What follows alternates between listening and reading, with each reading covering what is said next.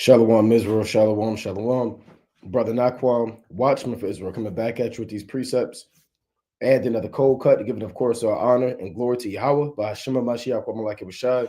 Double honors to the elect elders of the house of David that's been in this truth for decades and decades, patiently waiting and laboring for the second coming of our Lord, Hamashiach Yahushai. A hearty, mighty shalom to all of the mighty men of the Most High God who are out there in the highways and byways pushing this truth, magnifying the ministry, presenting their bodies as a living sacrifice, and enduring all things for the elect's sake. Shalom to those men. Shalom to all of the men that may not be out there on the highways and byways as of yet, but they're working on it. They're getting built up in the spirit. They're praying. They're fasting. They're studying. They're being diligent and abounding in the work of the Lord. Shalom to those men. Shalom to all of the sisters out there, the sincere aquaf out there, holding it down in the households, reverencing their husbands, being submissive and diligent, and being zealous through the spirit and power of Yahweh Bashmi Yahushua. Shalom to the ancient men, shalom to the children, and the elect of Israel scattered abroad throughout the four corners of the earth.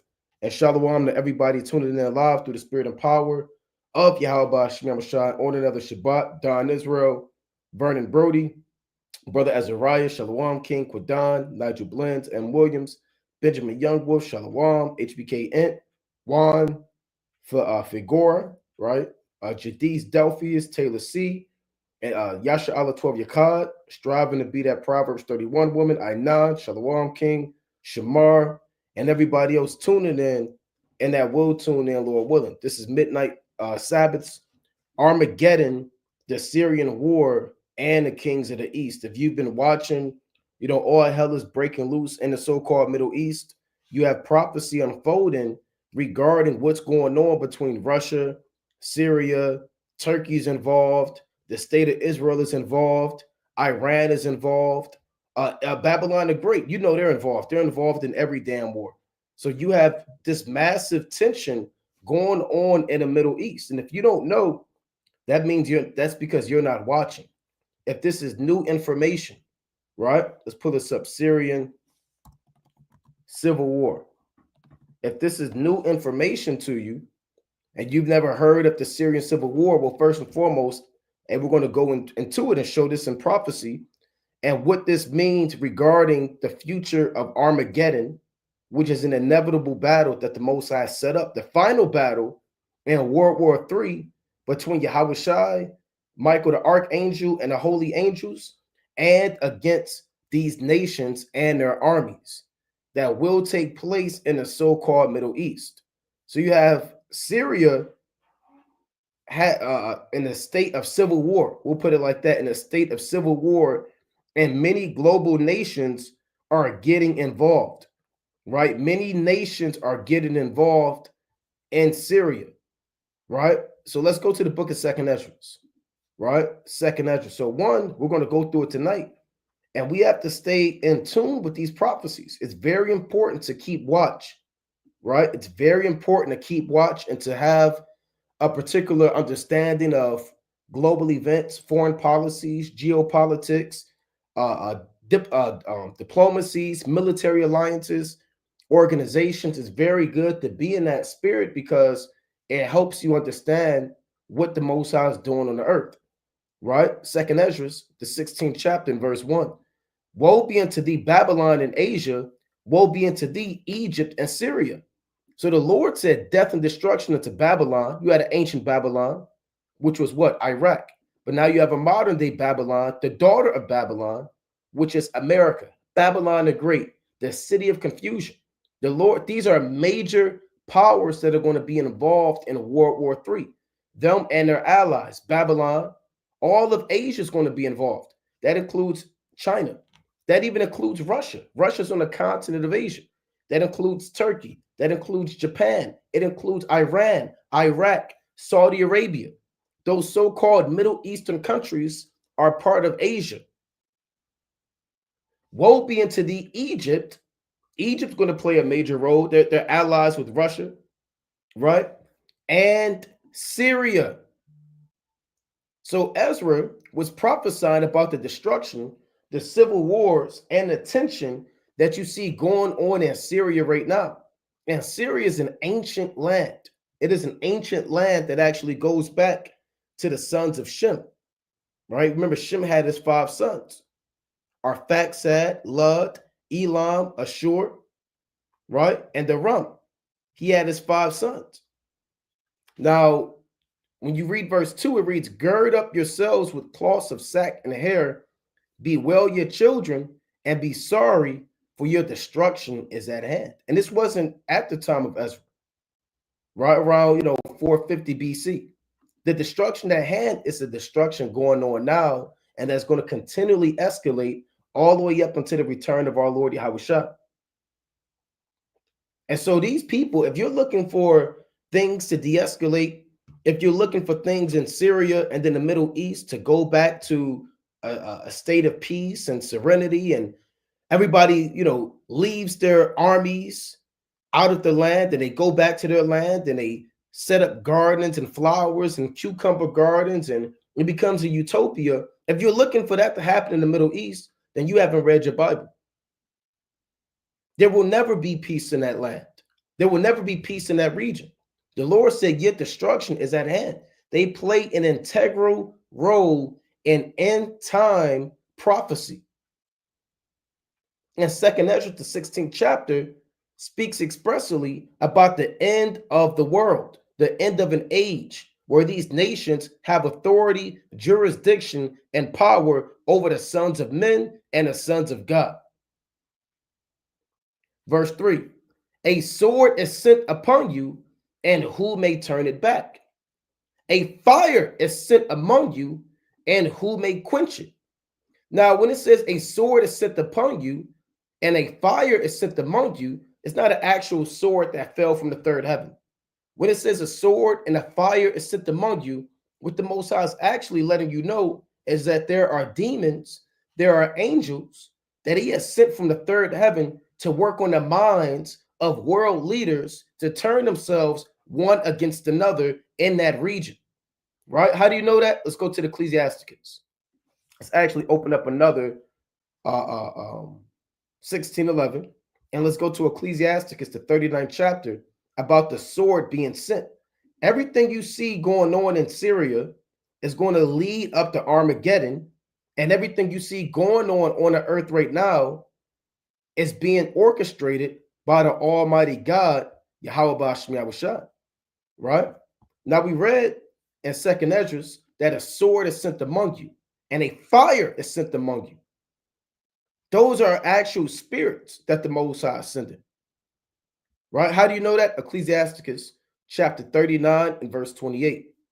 There be spirits that are created for vengeance, which in their fury lay on sore strokes. In the time of destruction, they pour out their force and appease the wrath of him that made them. So not every spirit is a guardian angel. Not every spirit has your best interest at heart. There are actual angels. There are actual demons, if you will. And the demon is just the angel, but on the left-hand side of the Most High, evil spirits. These spirits have been created for vengeance, to reward man according to their wicked ways, to appease the wrath of the Most High, so the Lord can let his anger out on you. Let's see the spirits that he sends on the earth and what these spirits cause and how they affect man's lives in the land of the living. Verse 29, fire and hell and famine and death, all these were created for vengeance. So we read in 2nd Ezra 16 that a fire is sent among you. Whether that's fire coming from a bomb, whether that's an actual wildfire from an ICBM missile, the gunfire, all fire is created by the Most High. And you actually have an angel that has power over fire. When you read Revelation, the 14th chapter, 18 on down, right? It reads teeth of wild beasts and scorpions, serpents, and the sword, punishing the wicked to destruction. So back in 2nd Ezra 16, the fire and the sword that's sent are actual spirits that sit on the left-hand side of the Most High that are working in the Middle East.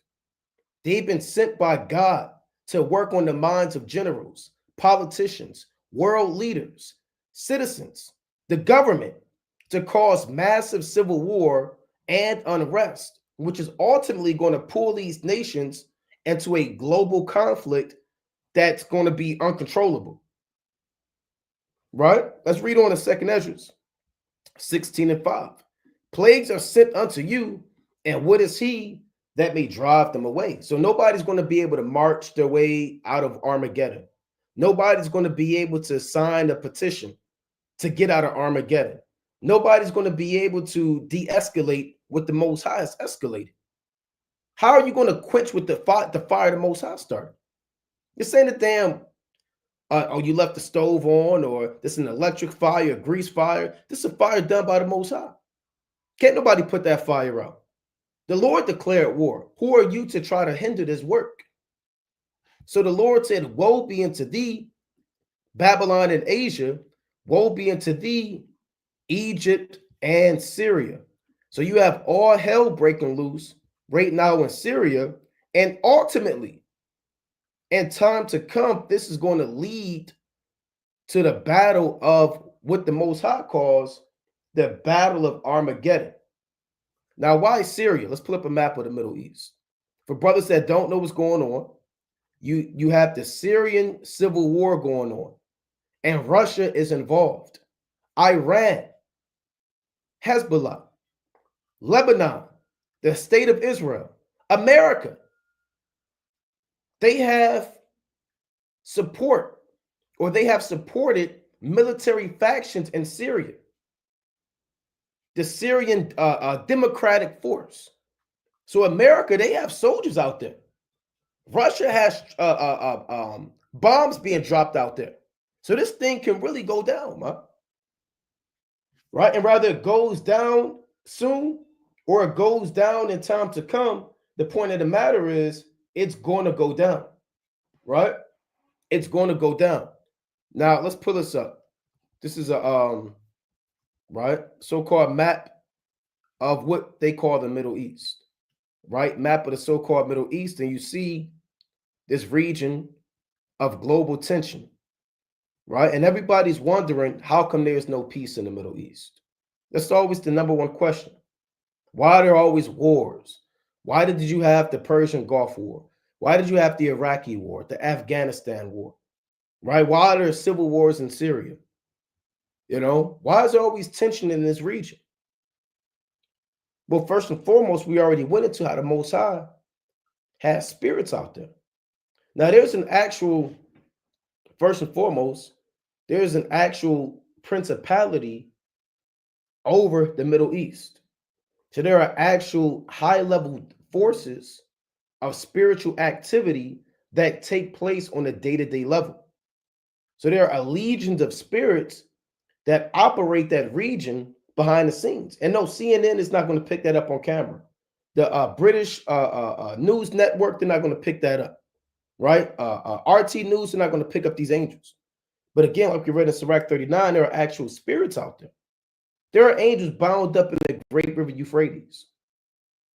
There are spirits stirring up all of that so-called Middle East. Now, ultimately, you have this tension because, believe it or not, this region is actually the land that was promised to Abraham, Isaac, and Jacob. Now you can say, well, hold on, I thought it was just this little region right here. No, all the way up into the river Euphrates, it's the land that was promised to Abraham, Isaac, and Jacob. So you have heathen fighting in a land that does not belong to them, right? You have heathen fighting in a land that was promised to our forefathers. This entire region right here belongs to Abraham, Isaac, and Jacob, and us. We're those descendants, right? When you go to Genesis real quick, let's go to Genesis, the 15th chapter, right? Let's go to Genesis chapter 15 and verse number 18.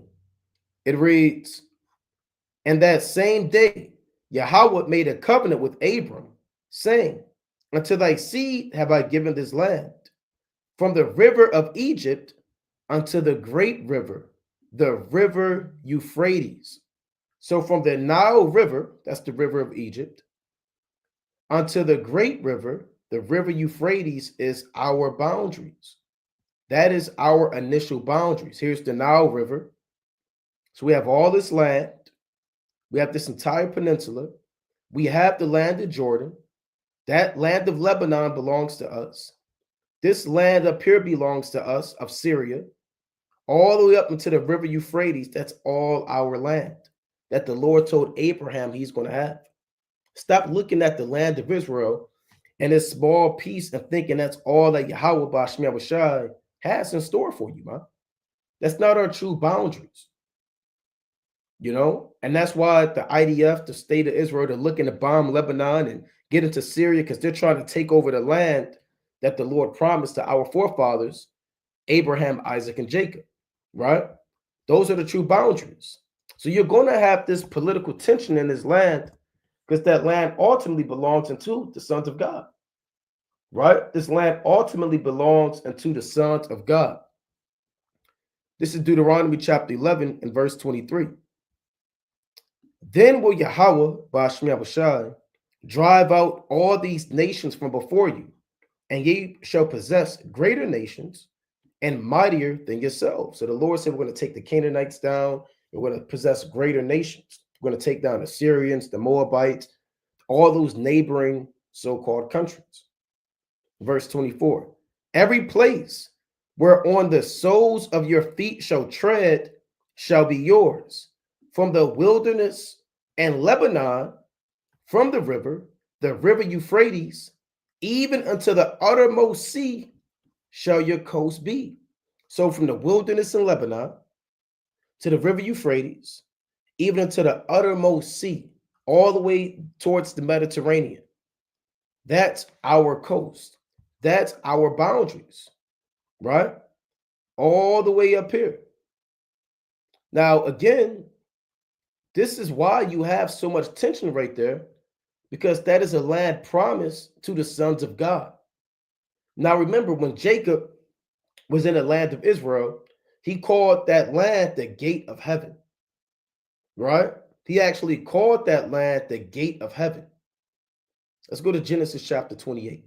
So this land, there's a spirit behind this land, right? There's a spirit. And when you have heathen in that land that don't belong in that land, full of pride, wickedness, and madness, the Most High is actually putting spirits in that region for these heathen to go to war with one another, so he can send his son Yahushua to destroy those nations out that land. That's the reason why you have war in the Middle East. Nothing more, nothing less. It's not because of political corruption. It's not because of the Assad regime. It has nothing to do with what CNN, Fox News, and MSNBC are telling you at 7 p.m. on a nightly damn show, man. It has nothing to do with that, but it has everything to do with the sons of God and the prophecies that the Most High has. Now, this is Genesis chapter 28 and verse 11. This is what they call Jacob's ladder, right? It reads, and he lighted upon a certain place and tarried there all night because the sun was set. And he took up the stones of that place and put them for his pillows and laid down in that place to sleep. So that's a hard man right there, right? He took pillows and took stones, right, and made pillows for him. That's our forefather. That's where we come from. Verse 12, and he dreamed, and behold, a ladder set up on the earth, and the top of it reached to heaven. And behold, the angels of God ascending and descending on it. So when Moses actually wrote this, because remember, Moses wrote the first 5 books of the Bible. So the Lord told Moses, these things shalt thou hide, and these things shalt thou declare. So when Moses wrote a ladder, that is called a similitude. There was not an actual ladder that you buy from Lowe's, Home Depot. You damn open it up and you kind of get to the top and has the warning label, the weight capacity, and you get up there. It's not an actual ladder. The angels don't need ladders. The ladder that he saw is actually a portal for the angels to go from the third heaven to the earth. It is their means of transportation, right? That's what he saw. He saw a portal opened, and he saw a highway, for lack of better terms, right? where the angels are able to go from the earth amongst the realm that we live in, this plane, this terrestrial realm, and then they can go to the third heaven where the Most High is. Right? That's what he saw. Now, where did he see that? In the promised land. Right? And again, you'll have these, let's pull this up, Jacob's ladder. You'll have these artists, look at this madness, and they'll try to actually paint this, you know? And it's not, this isn't, let's pull this up. This isn't it right here. It's not an actual staircase, right? But again, you leave it up to these artists and these people that try to figure this thing out. That's what they think they saw, right? Now, again, this up here is the portal, for lack of better terms. The word portal, it just means a door. Don't get all, oh, it's a portal. Yeah, it's just a door, a gateway. And again, it allows the angels to go from the third heaven to the earth, and from the earth to the third heaven, to report matters that they have seen on the earth, to give the account of what man has done for judgment, right? So when you're looking in Syria right now, there are angels ascending and descending up and down that land, that entire region that was promised to Abraham, Isaac, and Jacob. That's what we read in Sirach 39 about the sword and the fire. There are actual angels that are coming down from God to stir up the spirits in that region, right? Let's see what else they have. Let's type in Jacob's Ladder Bible, right? And again, you have these artists, these scholars, historians. Look at this.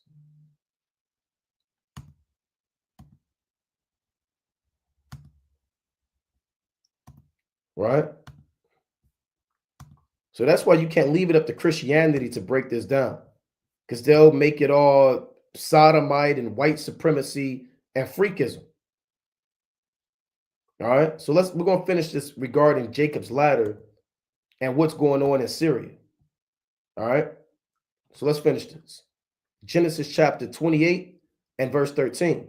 And behold, the Lord stood above it and said, I am the Lord God of Abraham, thy father, and the God of Isaac. The land whereon thou liest, to thee will I give it, and to thy seed. He didn't say, I'm going to give it to the Syrian. I'm going to give it to the Edomite. I'm going to give it to the Moabite. So now I'm going to give it to you and your seed, Abraham, Isaac, and Jacob.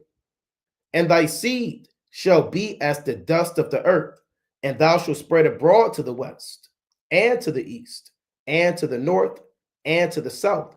And in thee and in thy seed shall all the families of the earth be blessed.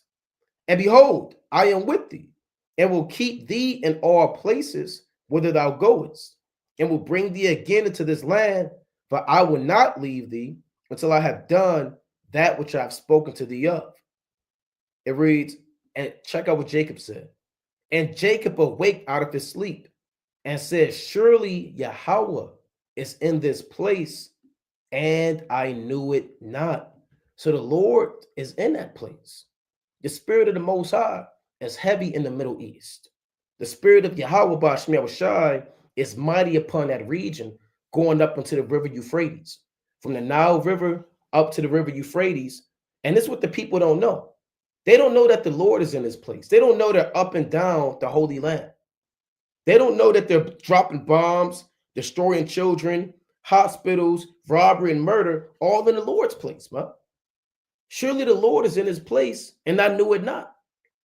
Because actual lands and buildings, houses, communities, regions have spirits that have been assigned to them.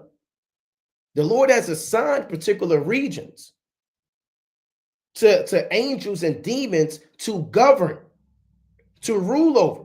That's why if you go to somewhere like Atlanta, it's a bunch of sodomites. Why? Because the Lord has assigned that demon to that region. And that spirit is working on the minds of those people. You know, the Lord has assigned the spirit of war and fire and the sword to that region. When you go to a graveyard, or a cemetery. There are unclean spirits that the Most High has assigned there. So, this thing is beyond flesh and blood. There are spirits wherever you go. And the Lord is in his place, and the world doesn't know it. Jacob didn't know how deep that land is, man. He didn't know how deep this thing really got. He just thought it was the land that his fathers were given. That is what you call a principality. Right? Let's go to Ephesians, the 6th chapter. Actually, let me read that, and then we're going to move on.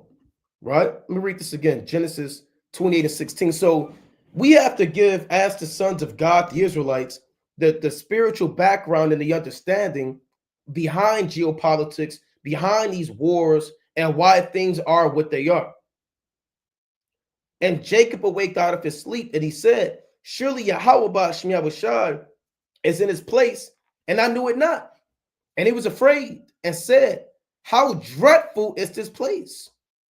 You see that?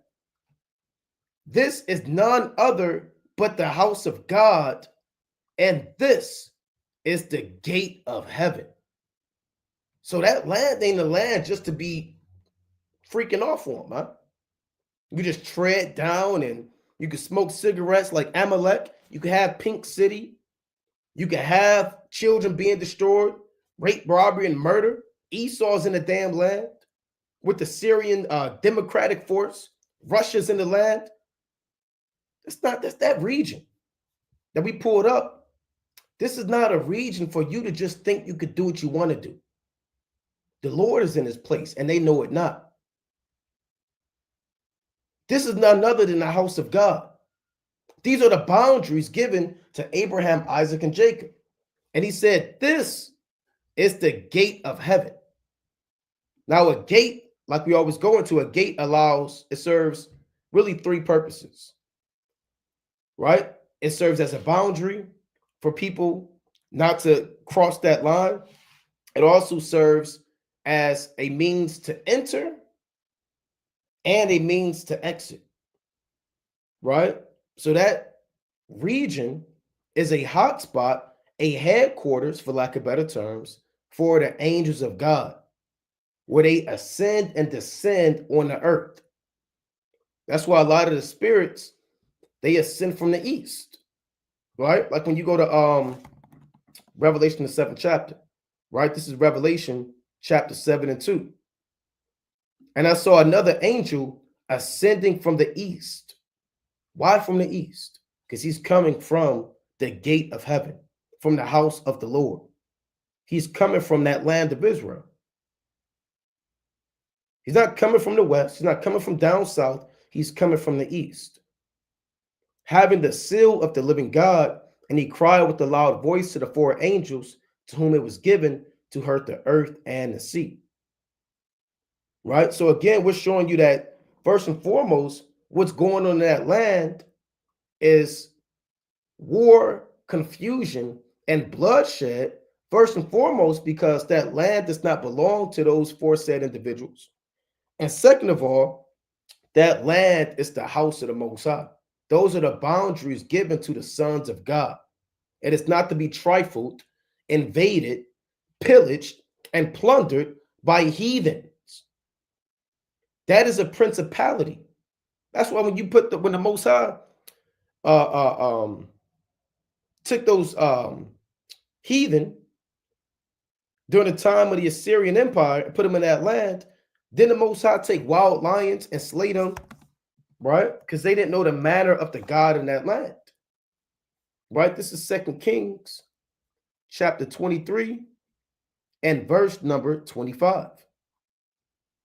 This is after the deportation of the Israelites, right? 2 Kings 17 and 25. And so it was at the beginning of their dwelling there that they feared not the Lord. Therefore the Lord sent lions among them, which slew some of them. So the Lord put the spirit on the Assyrian king to bring heathen into that land. And he started going off, serving idols, bringing their heathen gods, Molech and Adremelech, all of their idols and teraphim. And what did the Lord do? He sent wild lions to kill them. Just like now, those people in that land, they're serving Allah, false gods, calling upon strange religions. So the Lord, instead of sending lions, now the Lord sending bombs. He's sending bloodshed, genocide, civil war, angels to work on their minds to pay them back for what they have done. Right? Let's read the next verse. Wherefore they spake to the king of Assyria, saying, the nations which thou hast removed and placed in the cities of Samaria know not the manner of the God of the land. Therefore hath he sent lions among them, and behold, they slay them because they know not the manner of the God of the land. And these people don't know the manner of the God of the land. Like Jacob said, surely the Lord is in his place, and I knew it not. Some people don't know how deep this land is. They don't know how spiritual this land is. They don't know how the angels and the spirits are operated and orchestrated as the gate of heaven. They don't know the headquarters. They don't know why the Lord chose that land.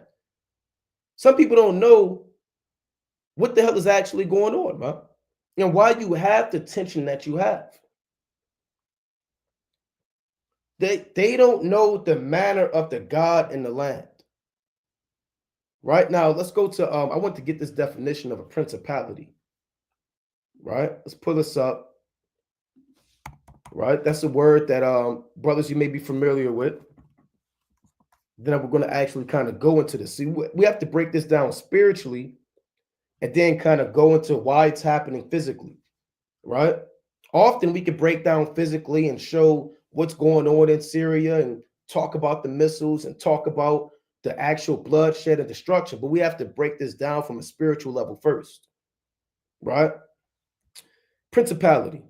It reads, here's the etymology, position of a prince, all right? Government by a prince, meaning, here's the definition you want, region or state ruled by a prince or monarch, is attested from the late 14th century, also in the Middle English, state of being superior. So a principality is if you're a king and you have 3 sons, those 3 sons are your princes. And you allow your 3 sons to rule over certain parts of your land, right? So Prince John, he'll have this land. You know, Prince Robert, he'll have this land. Prince William, he'll have this land. The lands that they have are called principalities. Now, spirits have been assigned different regions by God, by Yahweh Ba'ashem Yahushua, you know? And there are actual spirits that have been sanctioned to go down into that region. They've been assigned that. They have rulership over that region. They have jurisdiction, you know? That's why if you go to, like I said, you go to New York, right? It's full of spirits of corruption, Babylonianism, confusion. All of those spirits are alike. Atlanta got the same spirits. The state of Israel got the same spirits. You go to a damn cemetery, haunted houses, abandoned houses, freakism. All of these are because of spirits, right? That's what a principality is. Let's go to the classic. Let's go to Colossians, chapter 1. This is Colossians, chapter 1, and let's read verse number 16. Right? It reads, for by him, meaning for by Yahushua, were all things created that are in heaven and that are in earth, visible and invisible, whether they be thrones or dominions or principalities or powers. All things were created by him and for him. So things that are in earth have been made by Yahweh Ba'ashem Yahushua, visible things, the sun, the moon, tanks, soldiers, missiles, right? Helicopters, jets, drones, even invisible things, spirits on the left-hand side, which we call demons, spirits on the right-hand side, which are the righteous angels. Invisible things have been created by the Lord. Rather, these things are thrones, right? Meaning rulerships and a succession of kingdoms. The fact that the Persians and Medes ruled and Cyrus sat on the throne, the Most High set that up. When Cambyses II sat on the throne, the Most High set that up. When Alexander sat on the throne, he set that up, so forth and so on. Dominions, right? Meaning the extent of your kingdom. Like when Persia, they had 107 provinces from India to Ethiopia. That was their dominion. The boundaries of lands and the landmarks and power has been set up by Yahweh Bashmiel Shah. Or principalities.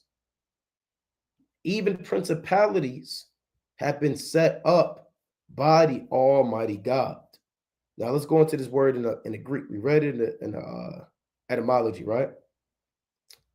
So here's principality. You look it up. It says arche, right? It reads the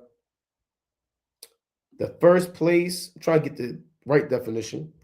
Rule, magistracy of angels and demons, right? So again, there are angels and demons that rule over particular places, right? That rule over particular places, right? That's what a principality is. So going back to this region right here, that's why you have this conflict. That's why you have this turmoil. That's why you have this tension, right? Now, for those who don't know exactly what's going on a physical level, right? I want to play a little of this clip right here. For those who may not know what's going on too much on the physical. And again, this ultimately, rather it's immediate or not, is going to lead to the battle of Armageddon.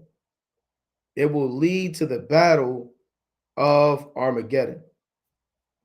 And this is fair use. So we're going to play a little of this clip. We're not going to play the whole thing. We may pause it and kind of go into it. Specifically Syria, and to help you understand the different groups, we have this map. So this video is called How Syria, Rebel Attack, and Civil War Explained. And Civil War is Bible prophecy. Showing forming factions fighting against each other. The Syrian government forces, the Kurdish-led Syrian Democratic Forces, Hayat al-Sham, and the Turkish-aligned Syrian rebel forces. So you have four major forces in Syria. You got the Syrian government forces, which are supported by Russia, Hezbollah, Lebanon, and Iran. That's what you see in the red. And then on the east, you have the Kurdish-led Syrian Democratic Forces. Now, whenever you see that word democratic, you know who's running the show over there. The so-called white man here in America. These are a proxy army being supported by the so-called United States, right? And NATO. So the U.S. and NATO, they control the yellow. Russia, Iran, Hezbollah, they're in the red. Then you have rebels in the green. Then you have Turkey, who's part of NATO, but they're also involved. So this is just beyond a civil war in Syria. You have major global world powers that could potentially turn this situation very, very bloody. Now, ultimately, the Lord is allowing this to happen. He's sending the troops down here, Salakia, for war, right? The Most High sending the troops down there. I'm going to rewind that a little bit. Against each other, the Syrian groups. This is the Middle East, specifically Syria, and to help you understand the different groups, we have this map showing forming factions fighting against each other.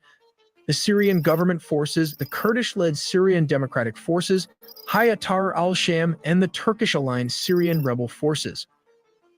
On November the 30th, 2024, opposition forces captured more territory, expelled government forces from villages in eastern Idlib, and began advancing toward the M5 highway, a strategic road leading south to the capital, Damascus, approximately 300 kilometers, which is around 186 miles away.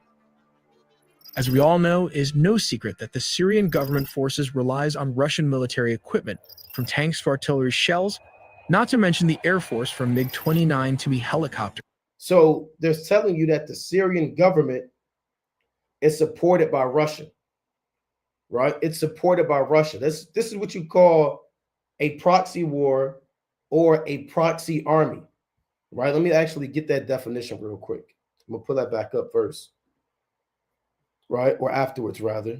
This is what you call a proxy army or a proxy war. I believe I had that pulled up. Let's pull this up. All right, so a proxy war.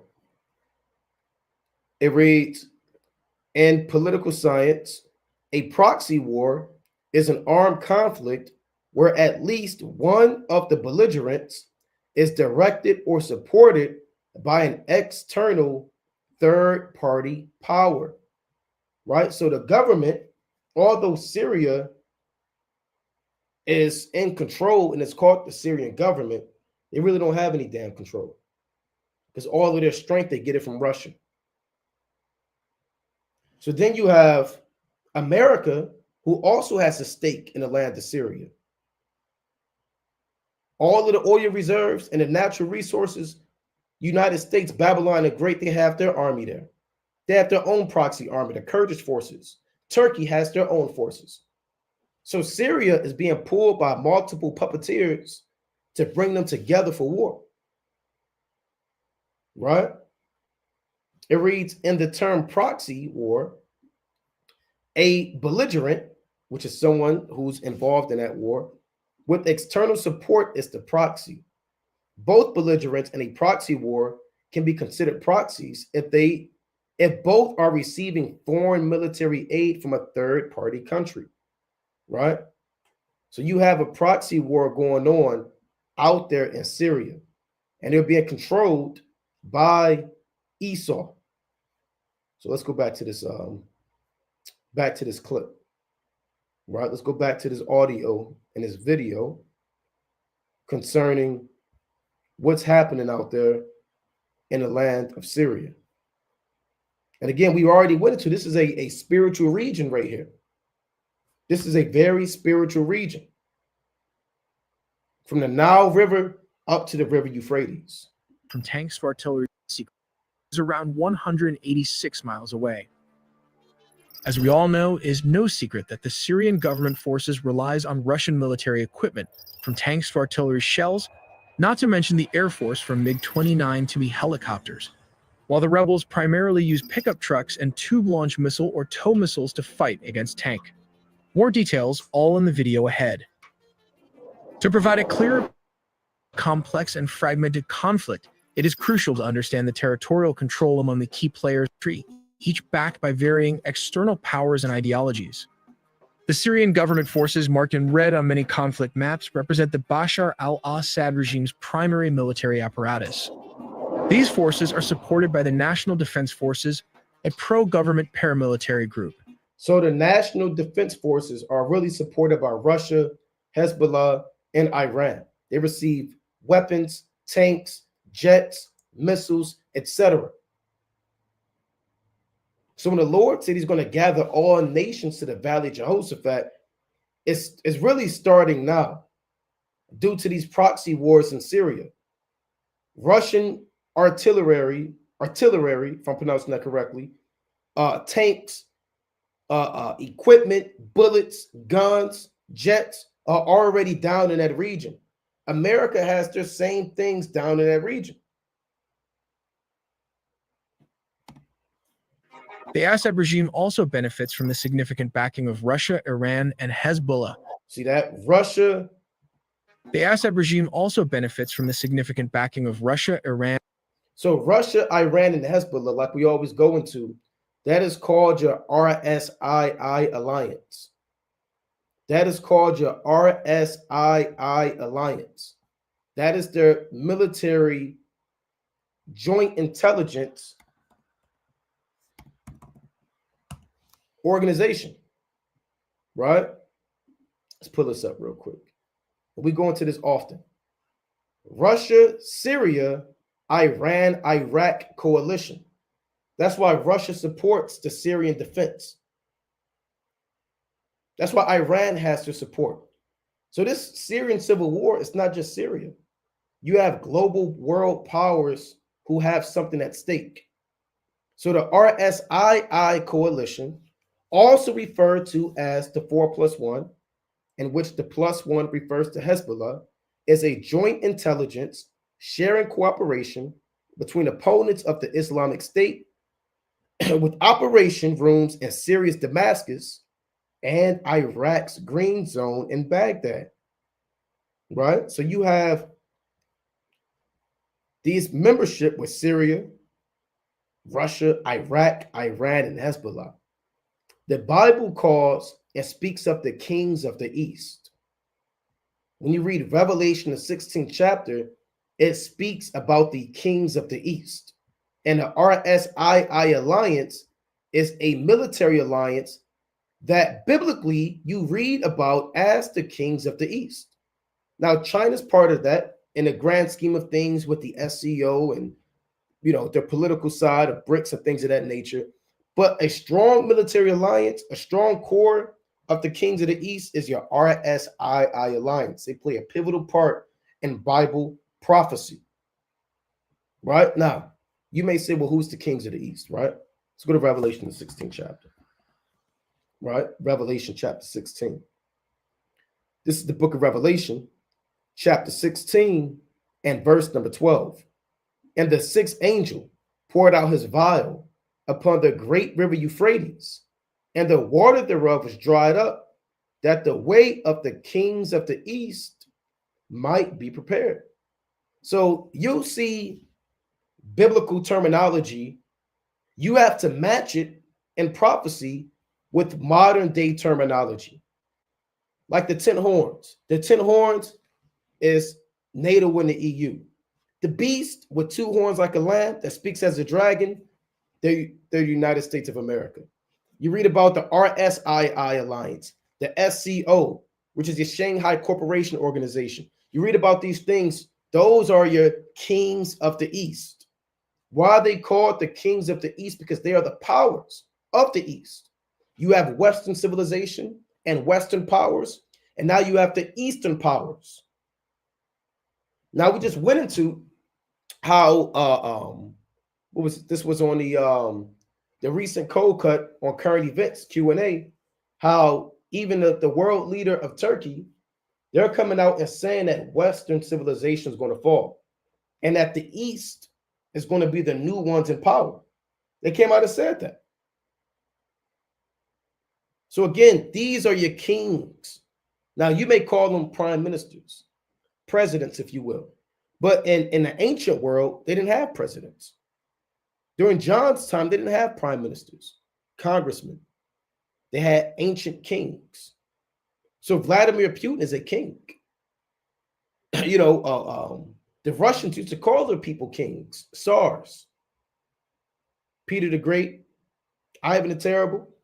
These are Tsars, which really just means Caesar or king. The Syrians had ancient kings. Ben-Hadad, Hazael, those are kings. The Iran, which are your ancient Elamites, where the Persians dwelt, those are kings. They had Cyrus, Cambyses, Bardiya, Darius. All of these kings of the East, they actually wore that title of kings in time past. And the Lord is drying up that river Euphrates to make a level field for World War III that tanks may pass over. War vehicles can easily access other cities and bomb them. So he's drying up that river Euphrates to build a great battlefield for World War III. That's what Yahweh Shem Yahushua is doing. Right? So let's go back to this video. Let's go back to it. Regarding the kings, right? Regarding the kings of the East.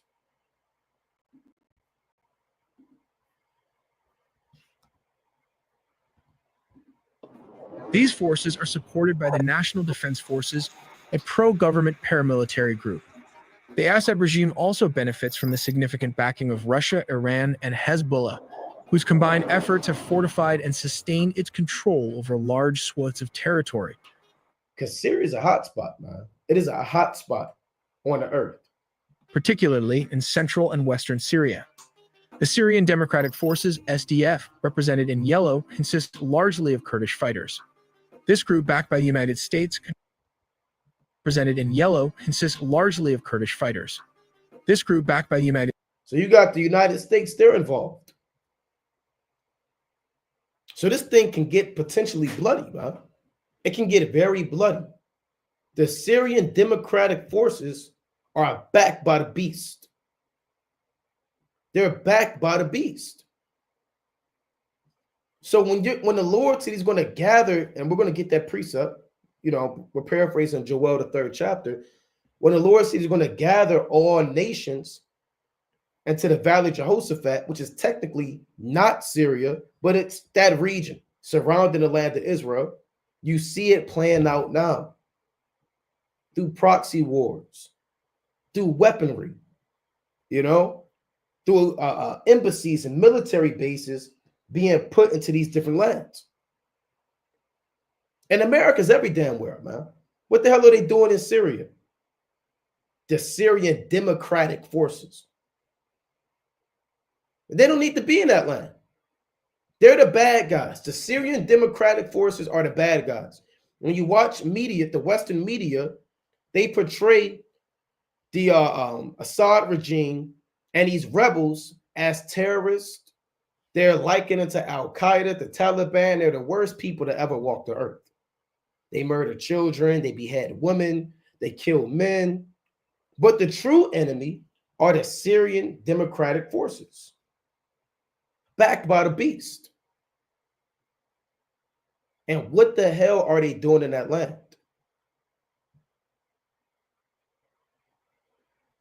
So let's play this.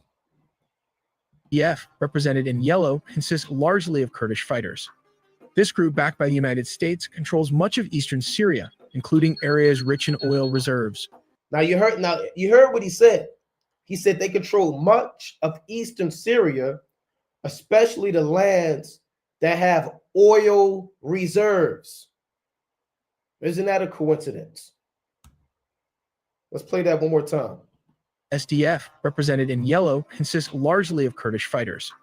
This group, backed by the United States, controls much of eastern Syria, including areas rich in oil reserves. Including areas rich in oil reserves. So what is really going on out there? America, they're trying to protect their oil reserves, man. They're trying to protect their natural resources. You messing their money up, man. See, the so-called white man is a what they call a gangster, right? He's a warlord. He's the biggest drug dealer on the earth.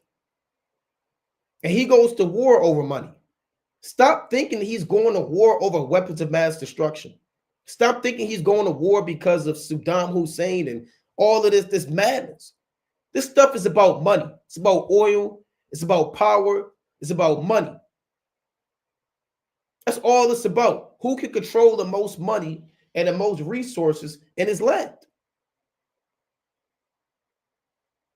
Right? Let's get a precept on that. I'm not going to put it up on the screen, right? But I'm going to just read it.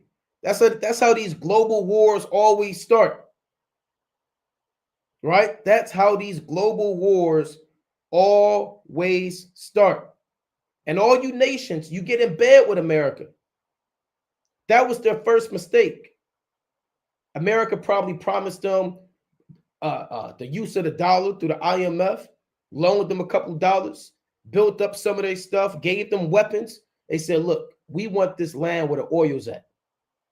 You have to cut up a little off the top. Let me get this precept in Revelation. I'm not going to pull it up on the screen, but this is Revelation chapter 17 and verse number 1. Revelation 17 and 1. And there came one of the 7 angels, which had the 7 vials, and talked with me, saying unto me, come hither, I will show unto thee the judgment of the great whore that sitteth upon many waters. The great whore is Babylon, the great America. Why they call it the whore? What are some of the characteristics of a whore? Well, whores have no type of dignity. They'll have sex and lay down with anybody, man. They'll commit fornication with anything that breathes and moves. Any opportunity that they have, they're on it. So America, if they can find leverage or find be an opportunist, they'll take advantage of it. If they see oil, they coming in your land. If you got opium, they coming in your land. If you got little children, they coming in your land. Right? If you got damn guns and ammunition, and they coming in your damn land. So they're the whore that commits fornication. They say, look, Syria, we'll give you jets, weapons, we'll defend you. We're going to arm you with guns, train your soldiers. And now, instead of being called the Syrians, you're going to be called the Syrian Democratic Forces. You're going to fight on behalf of the beast. And if you don't fight, we're going to blow up your damn oil and kill your citizens. Right? Revelation 17:2. With whom the kings of the earth have committed fornication, and the inhabitants of the earth have been made drunk with the wine of her fornication. So every nation is in bed with America, whether it's politically, economically, financially, religiously, emotionally, spiritually. Every nation, primarily in some form or fashion, has some type of a relationship with America. Even Syria. They're in bed with the beast, drinking off of their wine. And that's how these wars start, man. Right? That's how these wars start. Let's go to the book of Nahum. Right? Let's go to Nahum, the 3rd chapter. Then I'm going to play the rest of this video. Right? This is the book of Nahum, chapter 3. And I'm going to read verse number 19. Right? This is the book of Nahum, chapter 3 and verse number 19. There is no healing of thy bruise. Thy wound is grievous. All they hear the brood of thee shall clap their hands over thee. For upon whom hath not thy wickedness passed continually? So what is the Most High saying? Let's read it again. Nahum 3 and 19. There is no healing of thy bruise. The bruise that's on the beast has been inflicted to them by the Most High. The bruise is what? The economy being trillions of dollars in debt. The bruise is their government being divided. The bruise is the fact that the Israelites are waking up as a people. The bruise is their military being spread thin, their currency being debased. There's no healing in America. There's nothing that you can do. There's nothing Trump can do. He can't make it great again. There's nothing that he can turn to switch on America and make it the damn 1930s again, 1940s. There's no healing of thy bruise. It reads, thy wound is grievous. All they hear the brood of thee shall clap their hands over thee. So when America collapses, everybody's going to clap their hands. Right? They're going to clap their hands and actually praise the fact that America's taken down. And it's going to tell you why. All they hear the brood of thee shall clap their hands over thee. Here's the reason why. For upon whom hath not thy wickedness passed continually? Meaning, who didn't you oppress? Who wasn't you wicked to? Who didn't you kill? Who didn't you invade? Who didn't you drop bombs on? Who didn't you rob? Who didn't you damn finesse and destroy? So that's why you have Syrian Democratic forces, man. That's why you have this army out there. That's why you have a civil war. Because the beast is up and down in the land. Let's go back a little bit so we can keep the thought. Particularly in central and western Syria. The Syrian Democratic Forces, SDF, represented in yellow, consists largely of Kurdish fighters. This group, backed by the United States, controls much of eastern Syria, including areas rich in oil reserves. The SDF has played a critical role in the fight against ISIS and continues to manage regions under its control with the support of its... So now they're fighting ISIS, and we know about ISIS, right? America create a problem.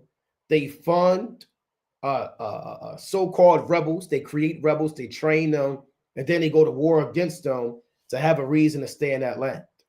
That's called witchcraft, sorcery. What they do to the people that they conquer is complete sorcery. How they move is absolute witchcraft. Where they'll create and fund and train soldiers to overthrow a government, then they'll come in and make it a world problem through the media, and they'll act like they're the hero, and they'll come in to quell the matter that they caused. And the people, the natural inhabitants of the land, have no idea that America is playing both sides. They're playing the side of ISIS. They're playing the side of the Syrian Democratic Forces. They're playing the side of the rebels. All for your oil and your gold, man. So that's absolute witchcraft and madness. That's why this devil got to go down. One thing this devil knows how to do is divide.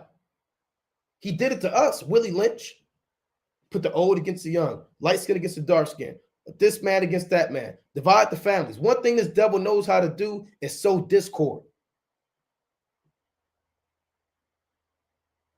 Right? And there's let me get this precept real quick.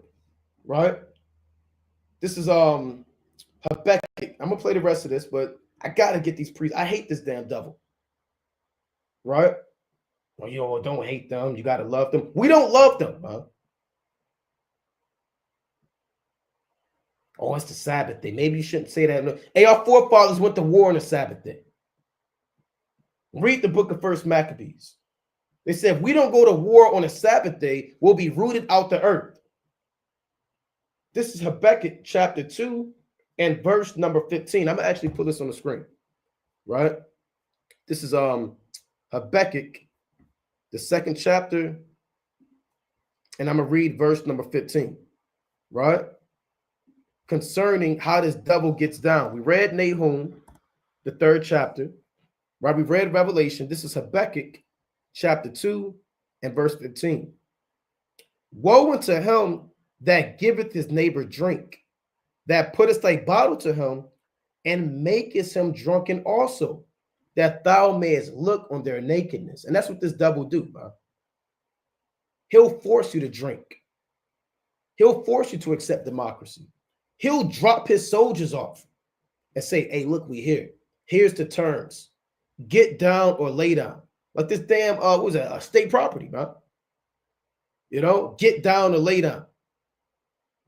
Now, Jake was being the damn Negro in that movie in the world. Esau's the biggest gangster, warlord, thug, criminal on the earth.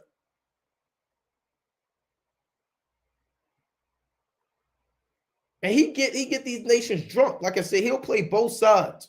He'll fund the rebels, have a coup to overthrow and assassinate the world leader. He'll set the world leader up to be a puppet king. Then he'll come and destroy everybody and set up his new world leader, which is a puppet king underneath him,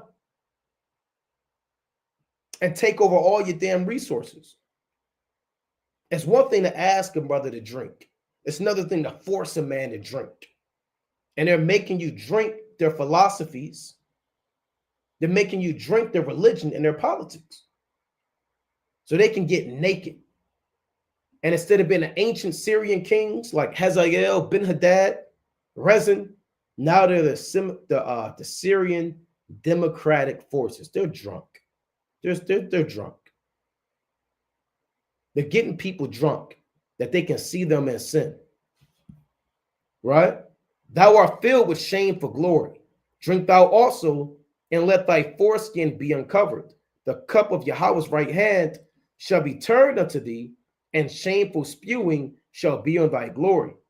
So the Lord said that you want to look at other people's nakedness and enforce sin on them. The Most High said that you're going to be made naked. You're going to be exposed.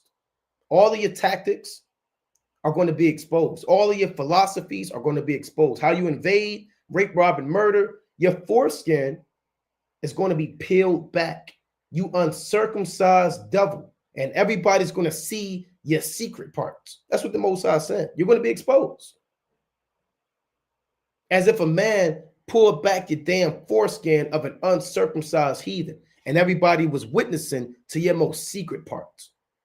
That's what everybody knows about the Illuminati. They know about the IMF. They know about the Federal Reserve. They know all of these things. These things are out. And instead of being a glorious, innocent virgin, the Lord said, shameful spewing shall be on thy glory. So the Lord is spewing up all of the filth and the madness, and it's a stain unto your glory. Everybody knows that you're not a God-fearing, land of the free, home of the brave. The shameful spewing speaks and shows that you're a hypocrite, an invader. You start wars. You rob and murder. That's the shameful spewing on the former glory of the world's greatest country. Verse number 17. For the violence of Lebanon shall cover thee, and the spoil of beasts, which made men afraid, because of men's blood, and for the violence of the land, of the city, and all that dwell therein. Right? So let's go back to this. Let's play a little more of this video through the spirit and power of Yahweh Bashmi Awashad. Right? So let's play this. Fight against ISIS and continues to manage regions under its control with the support of its international allies. HTS and other allied rebel factions, shown in green, operate primarily in the northwest. HTS, an evolution of the Al-Nusra Front, previously aligned with Al-Qaeda until severing ties in 2016, remains a dominant force in this region. Despite internal divisions, HTS maintains significant influence over the territories it controls. They're breaking down the different divisions in Syria. And we know that the Lord said a nation divided against itself shall not stand. Right? In the north, Turkish-backed rebel forces, including the Syrian National Army, hold ground along the Turkish border. Turkey has supported these groups as part of its broader strategy to counter Kurdish influence and establish a buffer zone. So what they're saying is even Turkey is involved. And listen to what he said. Right? And you should be thinking of a precept when he said this regarding the 10 horns. Because remember, NATO has Turkey and America. They're both part of NATO. Now, the Syrian National Army is ran by Turkey. And he said, when you listen to it and in other sources, that the Kurdish forces, which are supported by America, Turkey doesn't want that influence of the West and of America to spread into Turkey. So they have the boundary shut down. So yeah, you're part of NATO, but don't get it twisted, man. We don't want your wine up here in Turkey. Hey, Turkey hates, they really hate America, man. They really don't want to be part of NATO. Every opportunity that they get, they speak up against it. So they're actually holding the fort down that the Syrian democratic force doesn't keep spreading and spreading like the wild vermin and damn drunkenness of the earth. In the north, Turkish-backed rebel forces, including the Syrian National Army, hold ground along the Turkish border. Turkey has supported these groups as part of its broader strategy to counter Kurdish influence and establish a buffer zone. Yeah, so they're holding it down. Turkey said, look, man, your wine ain't coming up here. You ain't going to get us naked. We're not going to get drunk. We're not those guys. You could do that to them Syrians down there, but don't bring that mess up here, man. If you come up here and you start acting funny, hey, things might go down. That's what Turkey's on.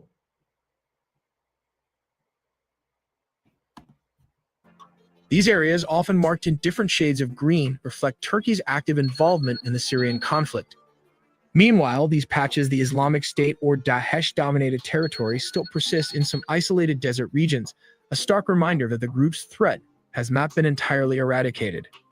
Finally, in the south, additional rebel groups maintain a presence, and the Golan Heights adds a further layer of complexity. Israel claims sovereignty over this territory, citing its capture during the 1967 Six-Day War, while Arab... These damn devils, Israel, now they're involved. They're saying Syria, that part of that land belongs to us. So you got the state of Israel involved over the Golden Heights. You got damn Turkish Syrian army.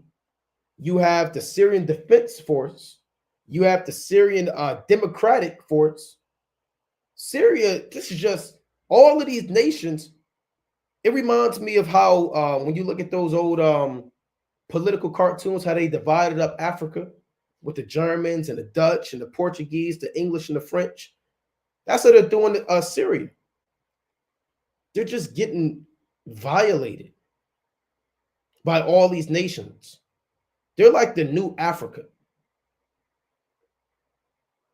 Because Amalek, they getting a piece of the pie. America, they got a piece of the pie. Russia got a piece of the pie. They're splitting this thing up like this is the 1860s, man. So leave it up to these devils that say that they have a right to the land. Over this territory, citing its capture during the 1967 Six-Day War. And nobody told them in 1967 to be in that land, 1948 to be in that land. So they don't have a right to the Golden Heights. They don't have a right to that land. That's why we prefaced this entire video of how this land that all these people are in was promised to Abraham, Isaac, and Jacob's seed line.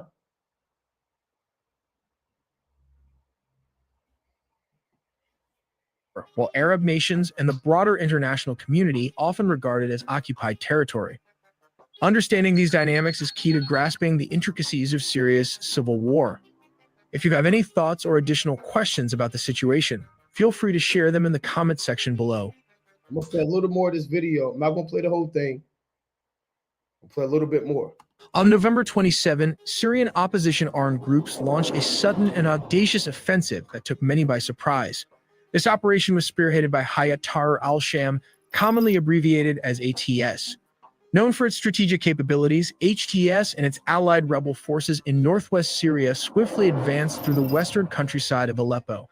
Their rapid progress underscored the intensity and effectiveness of their offensive as they overcame resistance with remarkable ease. The momentum of the attack did not wane in Aleppo. Instead, the rebel forces pushed further south and southwest, extending their campaign into new territories. This continued offensive brought them significant gains, including control over areas in Hama province. To simplify this complicated civil war, let's draw a line and divide each side. On one side, Iran, Russia, and Hezbollah support the Bashar al-Assad regime.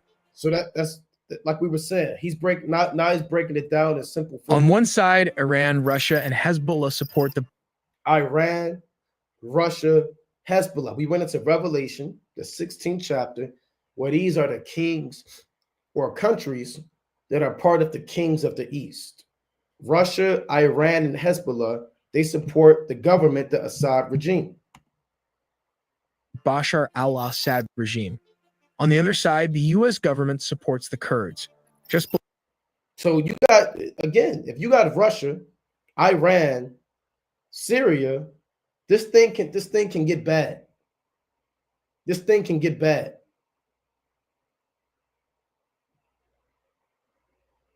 Everybody's stealing land and fighting over lands. Below, we have another group, Turkey, Saudi Arabia, and Qatar, which support the rebel groups. So you got Turkey involved, Saudi Arabia, and Qatar. All of these nations are in, let's pull the map back up, in the Middle East, in this region right here. Real quick, let's go to the book of Joel, the 3rd chapter, right? All of these nations are in this region.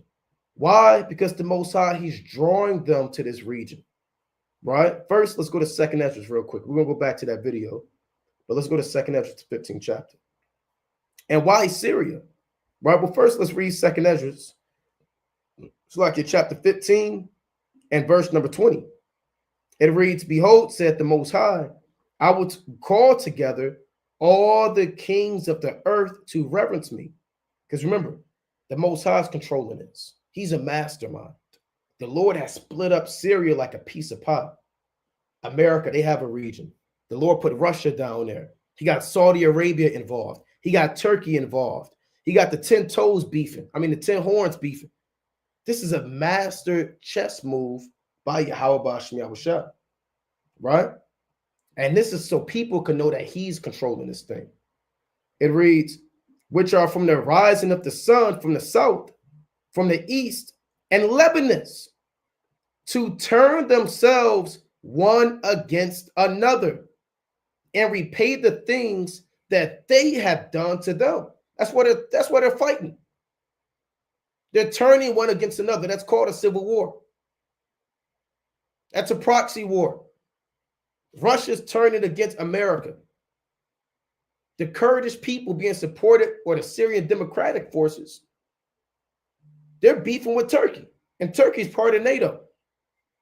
Then you have Russia, Iran, and Hezbollah, who militarily supports the Assad regime. They're beefing against Turkey and against the Kurds. They're turning one against another. The Lord is doing that. Now, remember, a lot of people, they look at the Syrians and they feel so bad, and you cry and you watch these commercials and you look at the Syrians and, they have famines and they're going through civil war, and, you're donating your canned goods and your Campbell's chicken soup. And, a lot of you people, you feel bad, man. See these babies with their damn head blown off and these guys renting their garments. And guess what, man? Guess what? We don't care about the Syrians, man. Now, when you read and you may think that that's unwarranted, or you shouldn't have said that. Look at what they're going through. What if that was you? And this was us, man. And the Syrians, they did this to us. When you read the Bible, give me the account and the precept where the Assyrians blessed the children of Israel and supported the kingdom of heaven on the earth. Now, on the contrary, when you read about these Syrians, all they did was rape, rob, and murder the sons of God. So this is their judgment, like we read in 2 Ezra 15. Right? Then the Lord say in Galatians, let's just get this in Colossians. Let's get it. There's a lot I'm thinking about. Let's stay in 2 Ezra 15. Let's read verse number 56. Let's get this one. Right? 2 Ezra 15 and 56. It reads, like as thou hast done unto my chosen, saith the Lord, even so shall the Most High do unto thee, and shall deliver thee into mischief. Now, when you read 2 Samuel, 1 Kings, 2 Kings, 1 Chronicles, 2 Chronicles, Isaiah, you read these accounts, all the Syrians did was rape, rob, and murder and oppress our forefathers. Even in Maccabees, when you go to 1 Maccabees, let's go to 1 Maccabees, the 3rd chapter. We don't feel bad for these Syrians out there, man. We're not crying. We're not donating 10 cents a day. We're not giving them a box of noodles and shipping food. Or we're not praying for them. Hashtag pray for the Syrians. Right? The hell with the Syrians, man. To hell with everybody except the children of Israel, man. The sons of the living God. Hey, these nations don't look out for you, man. Let me get this in Jeremiah 15 and 5. Right? This is Jeremiah chapter 15 and 5. For who shall have pity upon thee, O Jerusalem? Or who shall bemoan thee, or shall go aside to ask how thou doest? Okay, in slavery, where were the Syrians at? When you was on slave ships, defecating on one another, having your cycles and periods on one another, getting ate alive by rats, thrown over on the ships. Where were the Syrians at? Where were they at when you were picking cotton, being raped to death, being murdered? Emmett Till, where were the Syrians at? When you were being lynched, eaten alive. Where were the Syrians at during the Tuskegee experiment, Tulsa, Oklahoma? Give me one Assyrian that came out and said, stop destroying the children of God. Give me the time. You think we're going to pray for the Syrians, man? and give them a damn 10 cents a day? And we got bills, man. We got rent. We got mortgages, man. Where the Syrians at, man? That's helping us out when we get pulled over, when we reach for our wallet, and we get shot in the back of the head, man. You just had this Edomite got away with them putting the what's this guy's name? Something Penny, man. I can't think of his first. Daniel Penny. He just put somebody in the damn chokehold, man, and got away with it. Where's the Syrians at? When our fathers are sick, when we can't pay our bills, when we're getting murdered, when we're thrown off of ships, choked out to death, saying, I can't breathe. Where were the Syrians at? When did they ever knock on the door and ask, well, how are you doing? What can I do for you? I'll pray for you. That's what the Lord is saying. Jeremiah 15:5. So to hell with these Syrians, man. This is their judgment for what they have done to the sons of the living God. And if you don't know what they did, hey, you about to find out. This is Jeremiah 15:5. For who shall have pity upon thee, O Jerusalem? Or who shall bemoan thee? Or who shall go aside to ask how thou doest? So these nations, they don't love you. And the Most High is making it plain. Stop trying to love these nations. Do not pray for the Syrians. Stop giving them your money. Stop making posts, hashtag, pray for them. Stop the civil war. This is Lamentations, chapter 2, and verse 15. All that pass by clap their hands at thee. They hiss and wag their head at the daughter of Jerusalem, saying, is this the city that men call the perfection of beauty, the joy of the whole earth? So all of the nations, when they see you on crack, on dope, in prison, you were sodomite, you're calling yourself proverbs and bywords. What is the first thing that they do? They clap their hands. Look at these damn niggas, man. They're sick, man. These people are destroyed, man. And they clap their hands and they call upon their gods. All thine enemies have opened their mouth against thee. They hiss and gnash their teeth. They say, we have swallowed her up. Certainly, this is the day that we looked for. We have found, we have seen it. So they get off on when you're destroyed. They capitalize. If the opportunity presents itself, a Syrian will enslave you. He will kill you. If you go to Syria, you will be oppressed. And you had these jakes that went to Ukraine and you thought you were going to save the Ukrainians. I believe they didn't even let you on the damn train. It said no niggas in the train. You thought you was doing something. I gotta go fight for the Ukrainians. They need my help. They ain't show you no love over there. I gotta go to Syria. I gotta go to Syria if you want to. And you're gonna find out how they feel about you. You're gonna go there, you're gonna get eaten. Right? This is First Maccabees, chapter 3 and 41. It reads, and the merchants of the country, hearing the fame of them, took silver and gold very much with servants, and came into the camp to buy the children of Israel for slaves. A power also of Syria and of the land of the Philistines joined themselves unto them. So the Syrians came to buy you, and you were a slave. You were a field hand. You were a punching bag, a doormat for these Syrians, man. They saw you down, they capitalized, and they said, we'll buy 2 of them for slaves. These are the things that the Syrians have done. This is judgment on these nations. That's what we read 2nd Ezra 16. Woe be unto thee, Babylon and Asia. Woe be unto thee, Egypt and Syria. Gird yourselves with sackcloth of hair, for your destruction is at hand, paraphrasing. So it's not just the so-called white man that had you in slavery, man. Right? It's not just the so-called white man. All of these nations had you in captivity, man. Let's go to Amos, the first chapter. Let's go to Amos chapter 1. So, we're excited when we see the Syrian civil war, right? We're excited, man. We're happy. Hey, this is the day that the Lord hath made, Hey, I will rejoice and be glad in it, man.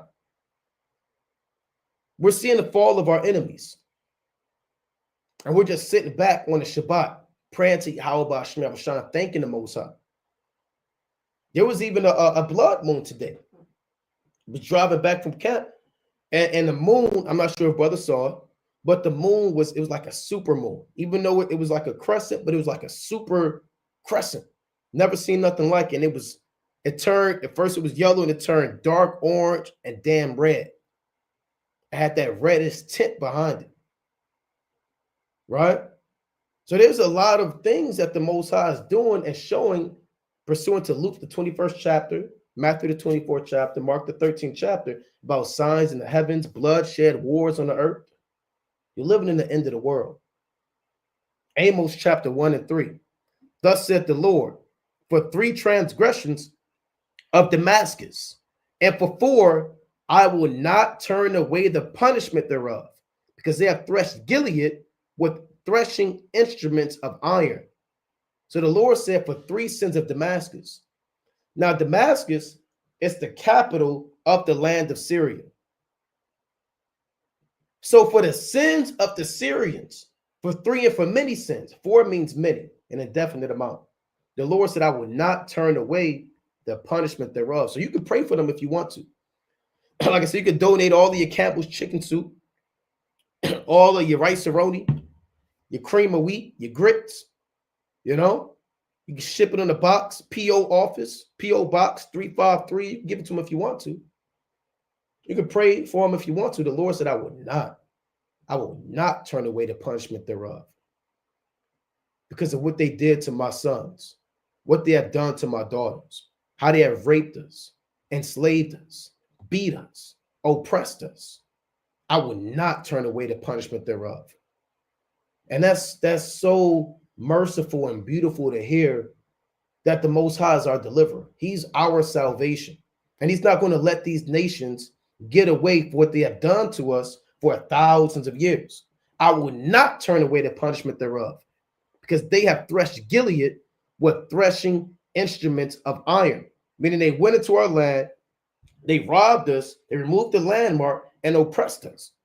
Let's get this, where they threshed Gilead, right, with threshing instruments of iron. Let's go to 2 Kings. Let's prove that, man. So yeah, we know about what the oppression of what the so-called white man has done, right? And we speak about that. We know what the Ishmaelites have done, and we speak about that.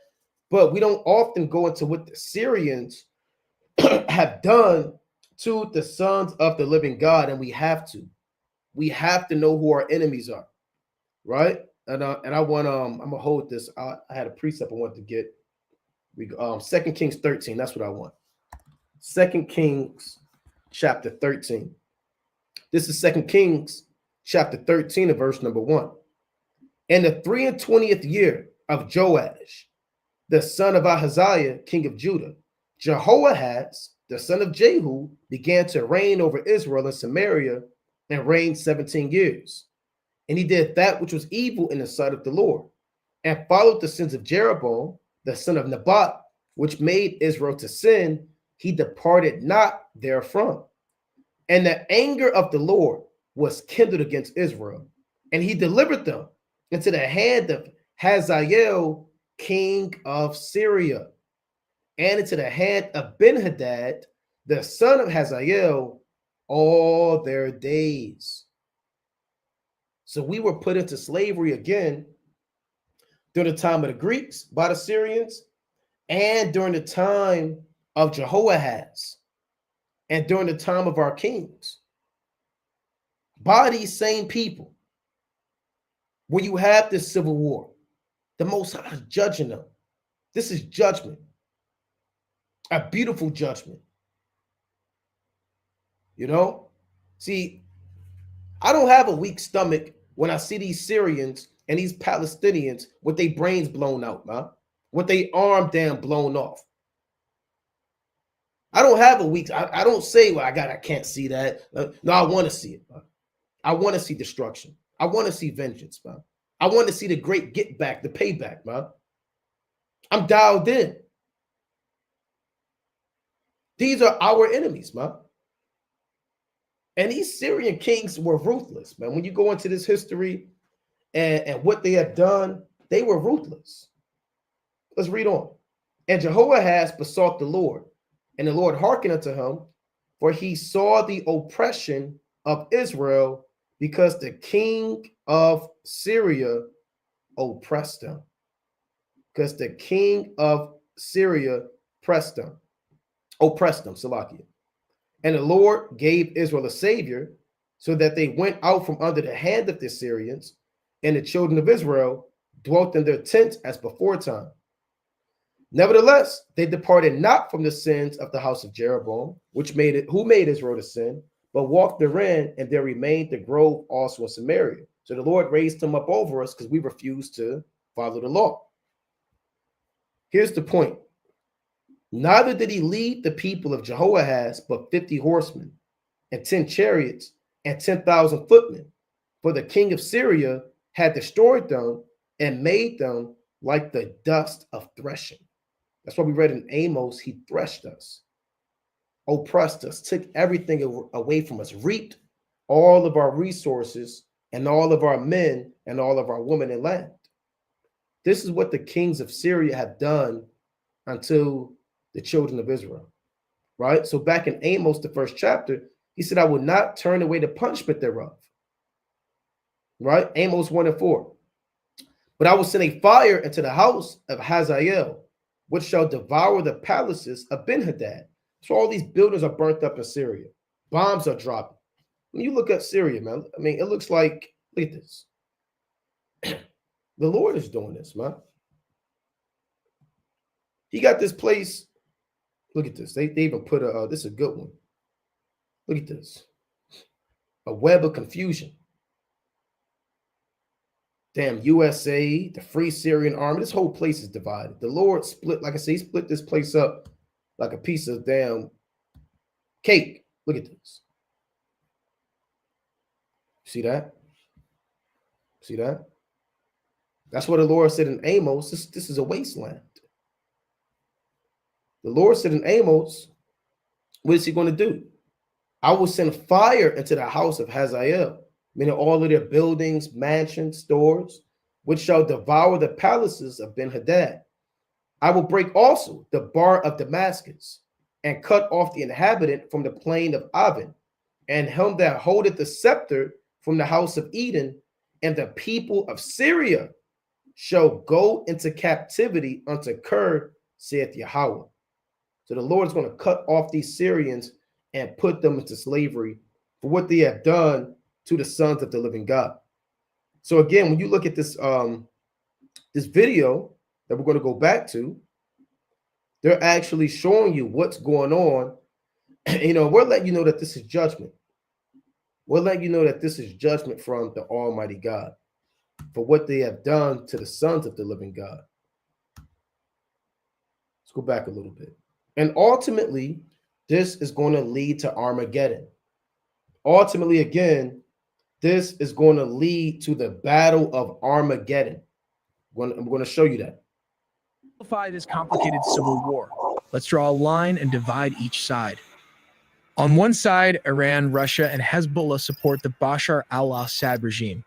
On the other side, the US government supports the Kurds. Just below, we have another group, Turkey, Saudi Arabia, and Qatar, which support the rebel groups. Then there's ISIS, and everyone seems to be fighting against them. However, Turkey is also fighting against the Kurds, which creates a very confusing scenario. See that Turkey is fighting against the Kurds, which means Turkey is fighting against the United States, which means the 10 horns are divided. Turkey is a part of NATO. The Kurds is really an army supported by America. You know, they're really supported by America. So when you read these prophecies about the 10 toes hating a whore, eating her flesh and burning her with fire, that's Turkey. And they're only going to put up with this for so long. Now, I'm going to get this quick precept concerning Turkey, right? Concerning Turkey. Let's go to the book of Jeremiah, right? This is Jeremiah chapter 51, and I believe I want verse 27. I'm not going to pull it up on the screen, but this is Jeremiah chapter 51 and 27. It reads, "Set ye up a standard in the land, blow the trumpet among the nations, prepare the nations against her, call together against her the kingdoms of Ararat, Mini, and Ashkenaz, appoint a captain against her, cause the horses to come up as the rough caterpillars." So the Lord is going to prepare the nations against America. Babylon the Great. One of the nations is Ararat. Ararat is Turkey, right? Turkey. So the Lord is going to have Turkey rise up against America and devour them the same way caterpillars would devour the green leaves of a tree. So they're going to devour the strength and the power of Babylon the Great. That's Jeremiah 51 and 27. And I believe when you go into this word, let's go into that word Ararat real quick. And they should actually show that. Remember, when Noah's Ark landed, it landed on the mountains of Ararat. Now you have some men that may say, well, that's Armenia. It's really going into Turkey. Okay, so here's the precept we just read. We're going to go into this word Ararat. Let's see. It reads, the curse reverse, precipitation of curse, a mountainous region of eastern Armenia between the river Araxes and lakes Van and Orumaya, the site where Noah's Ark came to rest. And again, that goes into where Turkey's at. Now they have Armenia, but Armenia is right next to Turkey. So it's really going into where Turkey's at. That's Ararat and Jeremiah, the 51st chapter, right? This is where, let's pull this up, where Noah's Ark landed.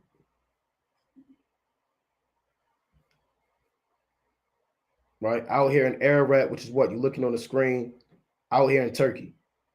Right? That's where the red dot is, where his ark landed in Turkey, which is Ararat. You read about that in the book of Genesis. So let's go back to this. All right, let's actually go back to this this video through the spirit and power of Yahweh Shem Yahushua. These are exciting times, man. These are exciting times that we're living in. Below, we have another group, Turkey, Saudi Arabia, and Qatar, which support the rebel groups. Then there's ISIS, and everyone seems to be fighting against them. However, Turkey is also fighting against the Kurds, which creates a very confusing scenario. For those curious about how we gather our sources, here's our secret. Right. So he's going into his sources. See if we can fast forward a little bit. Get a little bit more. We're going to move on to how and what Armageddon is going into. Let's take a look at the Syrian army versus the rebels' military equipments.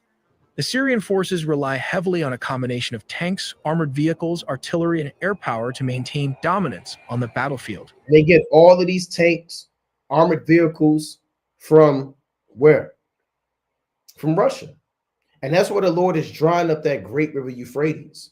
So all of their artillery, armored vehicles, and tanks could pass from one land mass to another to make the battlefield more to the liking of Yahweh Shem Yahushua. The Syrian army deploys T-72 and T-90 tanks, which offer advanced targeting systems and protective armor. Alongside these, older models such as the T-55 and T-62 continue to play a role, particularly in secondary operations. Now that tank, the tank in the Bible is what you call a chariot, right? An actual chariot. You have chariots that are called so-called UFOs, And then you have actual chariots, which are driven in antiquity. And then you have chariots, which are tanks, right? So you saw those tanks. Here's what a chariot is for brothers that haven't seen it. Your modern day tank is your ancient chariot, right? This was a war vehicle used by ancient armies, right? These are war vehicles used by ancient armies through the spirit and power of Yahweh Bashem Yahushua, right? And the Lord set this up, huh? The Lord gave modern day or ancient terminology to modern day weapons, right? So you read about the chariot in the Bible, like prophecy in Jeremiah. Let's go to Jeremiah chapter 51. So that's what the Russians are supplying the Syrians. Tanks, which are your chariots. The jets, which are similar to the locusts in Revelation, the 9th chapter, right? You're reading about all these different vehicles in the Bible. This is Jeremiah 51 and 21. And with thee will I break in pieces the horse and his rider. Make sure the screen is showing. Come. And with thee will I break in pieces the chariot and his rider. So your tank is your modern day chariot, right? It is a chariot is a war-like vehicle, right? Let's pull this up, a war chariot.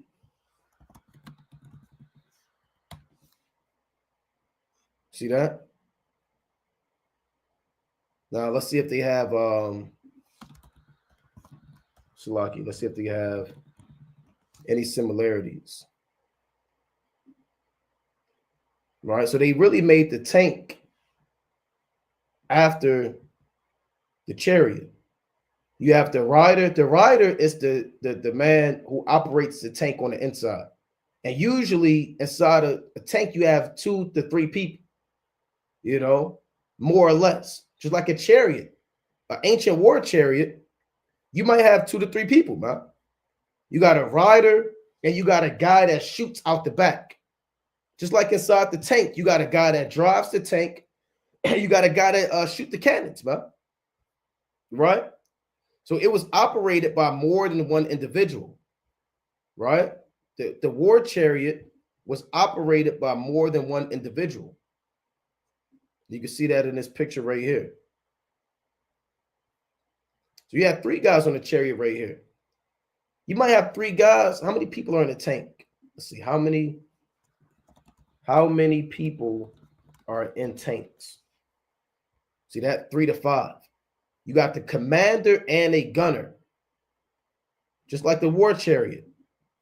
You got the commander, which is the guy driving it. The gunner is the guy that's throwing the spears and shooting the arrows. And then the third guy is the driver, right? So you got the driver, you got the commander, and you got the gunner. Right? So that video we're going into how they're supplying them tanks and stuff, the Bible calls that chariots in Jeremiah and the book of Isaiah. Just like missiles are found in the Bible, but they're called the arrows of the Lord. Those jets and war vehicles are just nothing but war chariots, horsemen, etc. Right? Same thing, the chariot and his rider. All right. So I want to go back to this. We'll play a little bit more of this video. Right, Salakia. And we're going to move on through the spirit and power of Yahweh Bashem Yahushua. Right. Let's play this Salakia. It should be playing. Should be playing now.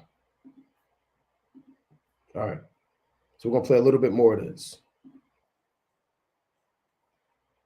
Operations. So all these tanks are called chariots in prophecy. Infantry fighting. And you have actual chariots, which are your so-called, your UFOs. Those are war vehicles in the third heaven. Vehicles like the BMP-1 and BMP-2 are staples in mechanized units, providing mobility and firepower. And these are like war elephants too, right? War elephants as well. Because when you had a war elephant, you had multiple people. You had the driver, you had guys on top of the war elephant, and they were shooting off arrows. You know, like when you read First Maccabees, the 6th chapter, I believe you had 32 people in the ancient world that could fit on a war elephant. You know? While armored personnel carriers, including the BTR-60 and BTR-80, ensure troop movement and logistical support across Syria's rugged terrain. Artillery is a key component of the Syrian military strategy, with the widespread use of howitzers, such as the D-30 and self-propelled systems like the 2S-1 Vozdaka. These are supplemented by powerful rocket artillery systems, including the BM-21 Grad and the BM-30 Smerch, capable of delivering. Now, what they're shooting off is what the Bible calls the arrows of the Lord. They're shooting off the arrows of the Lord. Well, I'm not going to pull it up on the screen, but I'm going to get a quick precept on that, on the arrows of the Lord. Let's go to Psalms, the 7th chapter. This is Psalms chapter 7 and verse number 13. He hath also prepared for him the instruments of death. He ordaineth his arrows against the persecutors. So we read about the chariots in World War III. These are called the arrows of the Lord that are shot off by the archers. Right? These are the arrows against the persecutors. Let's go to Jeremiah chapter 51. Right? This is the book of Jeremiah, chapter 51 and verse number 1. Right? Actually, I want 51 and 11. It reads, make bright the arrows, gather the shields. Your shields is your like the Iron Dome. When you read about the Israel or you watch those videos, how the Iron Dome intercepts that, those are the shields and the walls. Right? So again, these weapons you see, they're found in the Bible. The arrows are the missiles. The chariots are the tanks. The shields and the walls represent your missile defense system, your anti-missile defense system that intercepts the missiles. Those are your shields. It's like you have a shield that will block an arrow. What blocks the modern day arrow? The Iron Dome and your anti-missile defense system. Right? So let me read that again. Jeremiah 51 and 11. Make bright the arrows, gather the shields, meaning build up your missile defense system, because these wars are going to be fought by missiles being launched. So you definitely want to make sure that you're able to intercept these missiles with lasers and smaller missiles.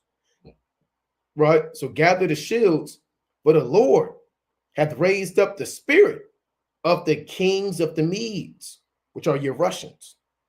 For his device is against Babylon to destroy it, because it is the vengeance of the Lord, the vengeance of his temple. Right? So the Lord said, make bright the arrow. So all of the weapons he's going into, they're found in the Bible, and they're going to be used in Armageddon. Delivering devastating salvos over large areas.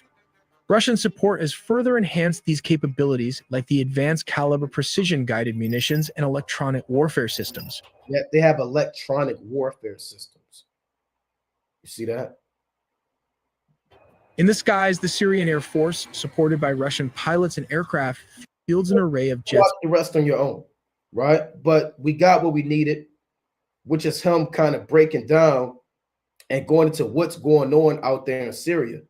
Now, for us, what does that mean? And prophecy, what does that mean? Well, we covered why it started and what's happening. Now, ultimately, this is a fulfillment and a beginning of the fulfillment of Joel, the 3rd chapter.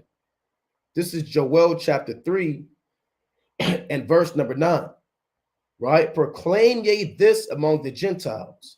Prepare war. Wake up the mighty men. Let all the men of war draw near. Let them come up. So there's a spirit working in Russia, America, Turkey, Syria, Iran, Qatar, Saudi Arabia, and they all have armies in that region, and they're getting ready for war. These proxy wars are eventually going to be full-scale wars. Even the state of Israel, they get involved. They say we want the Golan Heights. And we're praying that this thing continually escalates, man. It reads, beat your plowshares into swords and your pruning hooks into spears. Let the weak say, I am strong. So your so-called third world countries, they're beginning to acquire strength. Why? Because they now have the same weapons that America has, Russia has, you know. Assemble yourselves and come, all ye heathen, and gather yourselves together round about.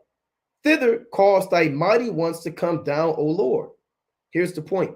Let the heathen be wakened and come up to the valley of Jehoshaphat. For there will I sit to judge all the heathen round about. Now the valley of Jehoshaphat is the valley of decision. Yahweh Shaphat, which means Yahweh's judgment, right? That's what this means. Yahweh's judgment. Now, where's the valley of Jehoshaphat? It's right outside Jerusalem. Let's pull this up on the map. Now, when you deal with the valley of Jehoshaphat and Armageddon, they work in tandem. They're coupled one with another. All right? They work hand in hand regarding end time prophecy. You're not going to have the battle of Armageddon, and then 50 years later, all of the nations are in Jehoshaphat. That's not how these prophecies work. Now, let's see if we can get a map planned out. Let's get a better map, right? Let's see, let's type in Bible map. Okay, let's see. This is the valley of Jehoshaphat. Right, it's lucky. Where is it? Which one do I want? Here it is. Right, this is right outside Jerusalem. So you see stuff is going on in Syria up north, and eventually it's going to spread to this entire region. It's going to spread to that entire region. Israel is going to get involved. Russia is going to be involved. They already have their armies and tanks. We went to the video. They showed how many artillery they have, jets they have, electronic warfare systems they have in that region. America has troops that they're trained that train those Syrian soldiers in that region. That region of the Middle East is already a hotspot for war. Now they show you where the valley of decision is between Jerusalem and the Mount of Olives, and they have where Megiddo is, Armageddon. Now, although you have two different locations, they work in tandem because Armageddon isn't just going to be in this actual city, Megiddo. Neither is all nations just going to be in this one little region. It's speaking really about this entire area right here. When you deal with Armageddon and the Valley of Jehoshaphat, it's dealing with this so-called Middle East region. Israel, Syria, Lebanon, Jordan, it deals with that region right there. And all nations are going to be in that region. And the Lord is gathering them through the Spirit. Right? Let's read on. And Joel chapter 3 and verse number 12. Put ye in a sickle, for the harvest is ripe. Come, get you down, for the press is full, the fats overflow, for their wickedness is great. And it is great wickedness, man. There's murder going on, genocide, robbery, pillaging, plundering, rape, molestation, freakism, idolatry, pride, and vanities going on in that region. And we started off the lesson how even Jacob said, surely the Most High is in his land, and I knew it not. It said, we read in 2 Kings that they don't know the manner of the God of the land. So their wickedness is great, and the Most High is judging them by putting them one against another. And that's what Fox News isn't going to tell you. CNN isn't going to lay that out for you about how judgment works with the Almighty God, Yahweh B'Ashem Yahushua. Verse number 14, multitudes, multitudes in the valley of decision, for the day of the Lord is near in the valley of decision.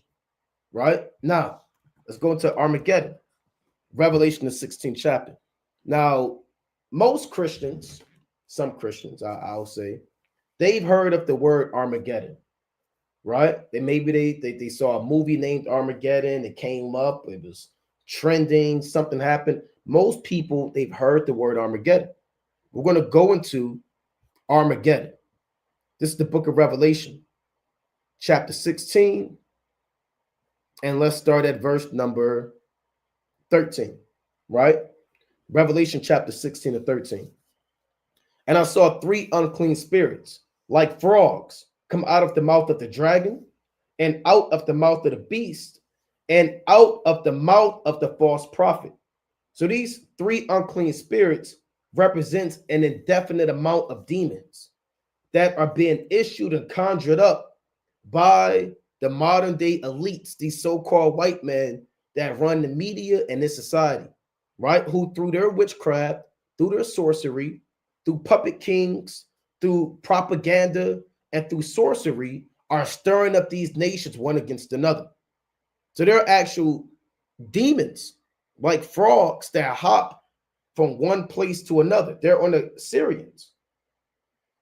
Now the Syrians have a army called the Syrian Democratic Forces. Now they hopped on a Moabite man. Now the Moabite man, he wants to go to war. Now Ukraine is in war.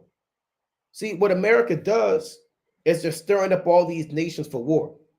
The dragon, the beast, and the false prophet all go hand in hand with America on a deeper level, right? This is the beast with 2 horns like a lamb, and he spake as a dragon. This is the dragon that revived Roman Empire. This is the false prophet who does great signs and wonders that you may worship the first beast. For they are the spirits of devils. And this goes into what we went into earlier, that there are actual demons. I'm going to say that again. There are actual devils or actual demons that are being conjured up. There is spiritual wickedness in high places through the propaganda, the media, the sorcery of the so-called white man, putting nation against nation, overthrowing governments, putting up puppet kings, pushing stuff in the media, his agenda and witchcraft. It's having its effect on the earth right now. He's putting spirits on people, man. But they are the spirits of devils working miracles, which go forth unto the kings of the earth and of the whole world to gather them to the battle of the great day of God Almighty. Because who started all of this, man? America started this. If they didn't give Amalek, the so-called Jew, that land in 1948 through the British mandate, you wouldn't have any problems. If they didn't put military bases and vex the people and put demons on the people all over the earth and embassies, if they didn't rape, rob, and murder and destroy, you wouldn't have this. So they're the ones that started this in the Middle East. And that's why you have all nations that are being gathered for this great day, because now they're all affected. Their money's being affected. Their people are being affected. Boundaries of lands are being affected.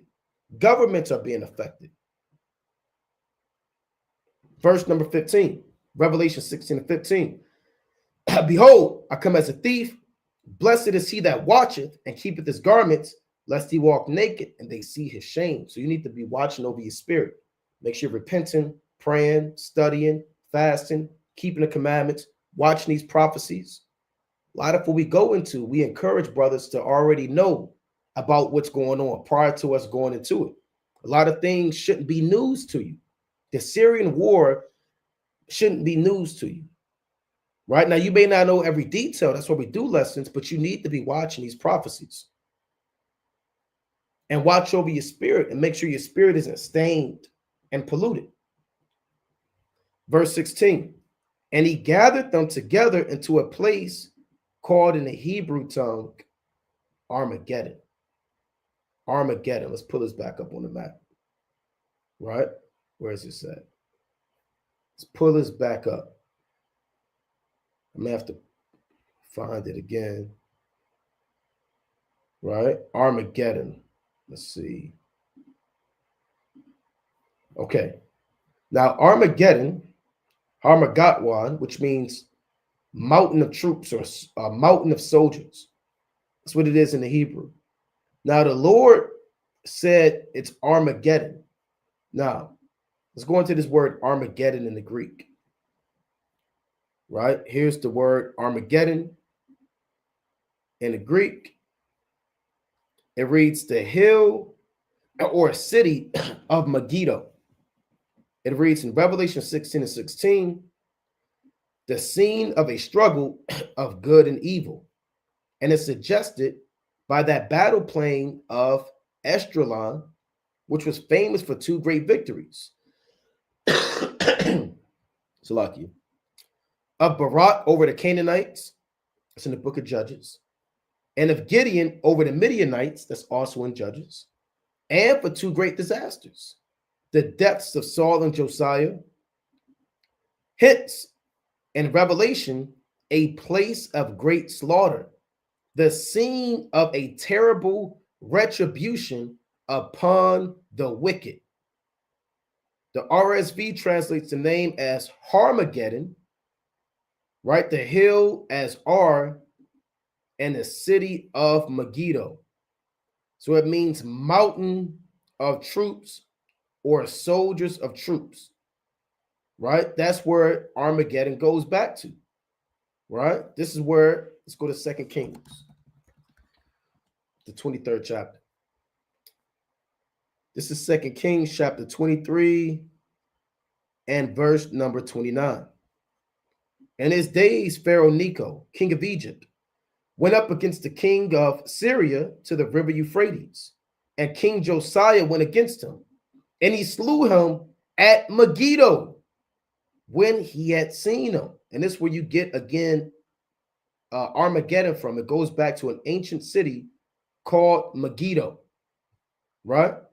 So that's why it's likened to a place of a great battle and of great destruction. You had great battles and events that took place concerning our forefathers during the time of war.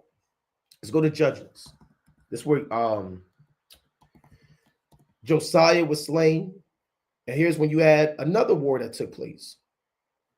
This is Judges 5:19. The kings came and fought. This is son of Deborah, the song of Deborah and Barak after they defeated the heathen, right? The kings came and fought. Then fought the kings of Canaan and Taanach by the waters of Megiddo. They took no gain of money. So you had great battles, victories, deaths that took place in Megiddo. Armageddon is going to take place in a so-called Middle East, right? So-called Middle East. Let's go to the book of Isaiah, right? Let's go to Isaiah, the 10th chapter.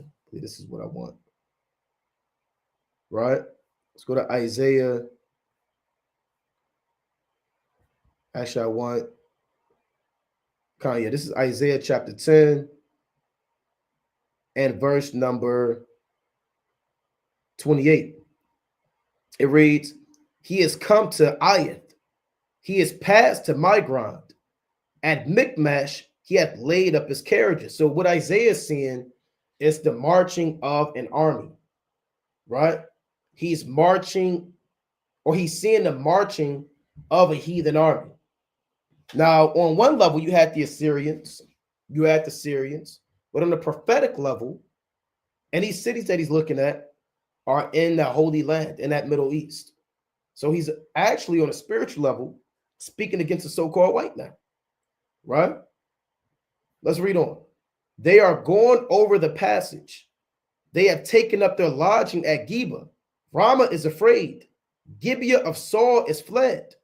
Because Isaiah is seeing them slowly invade the land of Jerusalem as they start from the outskirts and move their way in the Middle East. Lift up thy voice, O daughter of Galilee. Cause it to be heard, O Laish, O poor Anathoth. Madmena is removed. The inhabitants of Geba gather themselves to flee. As yet he shall remain at Nob that day. He shall shake his hand against the mount of the daughter of Zion, the hill of Jerusalem. So he's going to march his way all the way to the region of World War III is going to take place. Right? If you look up, see if they actually have a picture of this. Isaiah 10, Nob. See if they actually have. Okay, they don't have too much on it. But that's why it's important to look these cities up. I'm not going to go through every city right now, but what Isaiah is seeing is he's seeing the heathen armies take down city by city, land by land, until they get to Jerusalem. Right?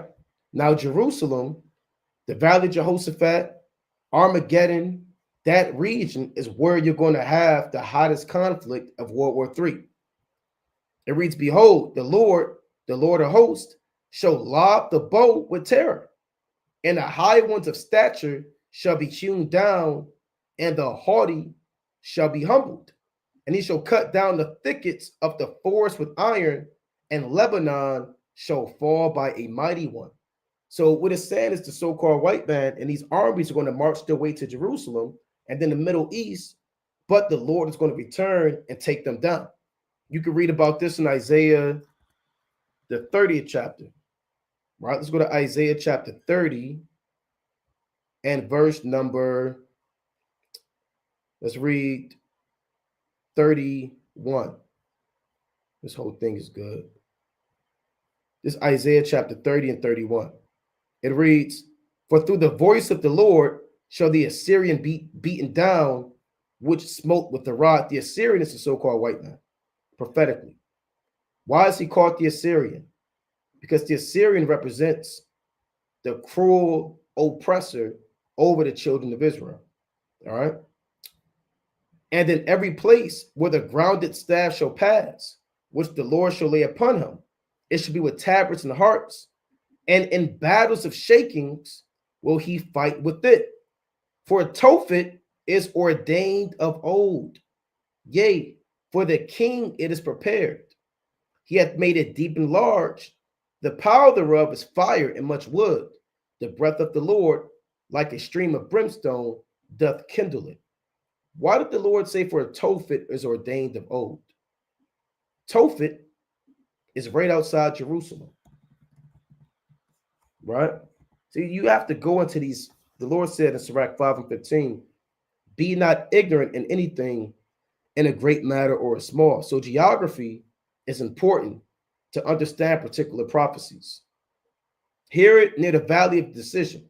Just like Nob, we read in Isaiah 10, how the Lord marched his way from Michmash and Geba and Anathoth and came to Nob and came to Jerusalem and was destroyed by Yahweh Shai. It's the same thing he's saying in Isaiah the 30th chapter. How the Assyrian, which is a metaphor of Esau, is going to be destroyed where? It says, for Tophet is ordained of old, yea, for the king it is prepared. So the Lord is going to destroy the so-called white man's army in the valley of decision and in the battle of Armageddon near Jerusalem, in that Middle Eastern region, near the land of Israel. That's what Tophet is, right? Now, Tophet represented a burning ground and a burying place for the Israelites. And now here's the word Tophet, place of fire, a place on the southeast end of the valley of the son of Hanam, south of Jerusalem. See that? So it's in that same region of the valley of decision, same region of global conflict, the Middle East. This devil's going to go down in the Middle East, in Armageddon. That's where the so-called white man's army is going to be taken down at. Let's go to Isaiah, the 31st chapter. Right? Let's go to Isaiah, the 31st chapter. So certain prophecies, it's not going to say white man's army in the Middle East, but you have to go through these things in the spirit. Right? Let's read this again. For Tophet is ordained of old. So the Lord has predestined the so-called white man's army to be completely destroyed in that Middle East. He's the king of Babylon, the king of the north. Yea, for the king it is prepared. He hath made it deep and large. The power thereof is fire and much wood. The breath of the Lord, like a stream of brimstone, doth kindle it. And that's how the Assyrian, the so-called white man, is going to be beat down in Armageddon. This is the book of,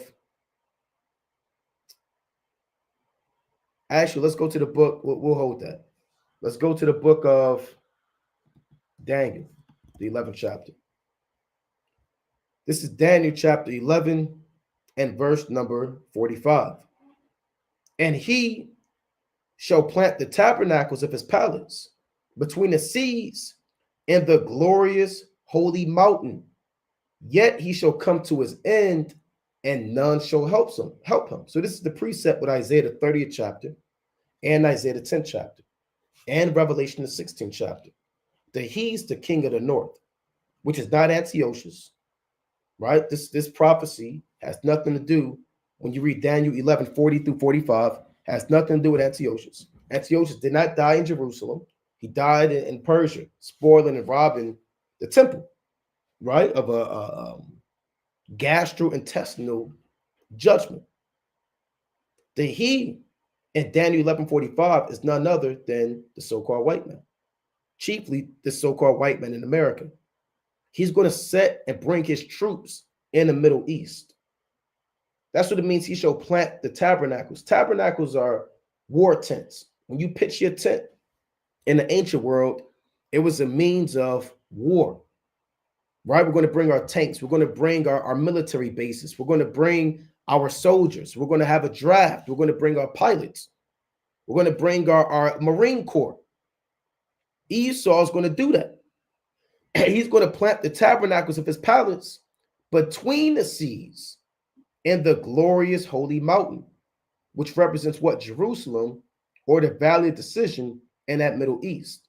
Between the seas is between the Mediterranean Sea and between the Dead Sea, right?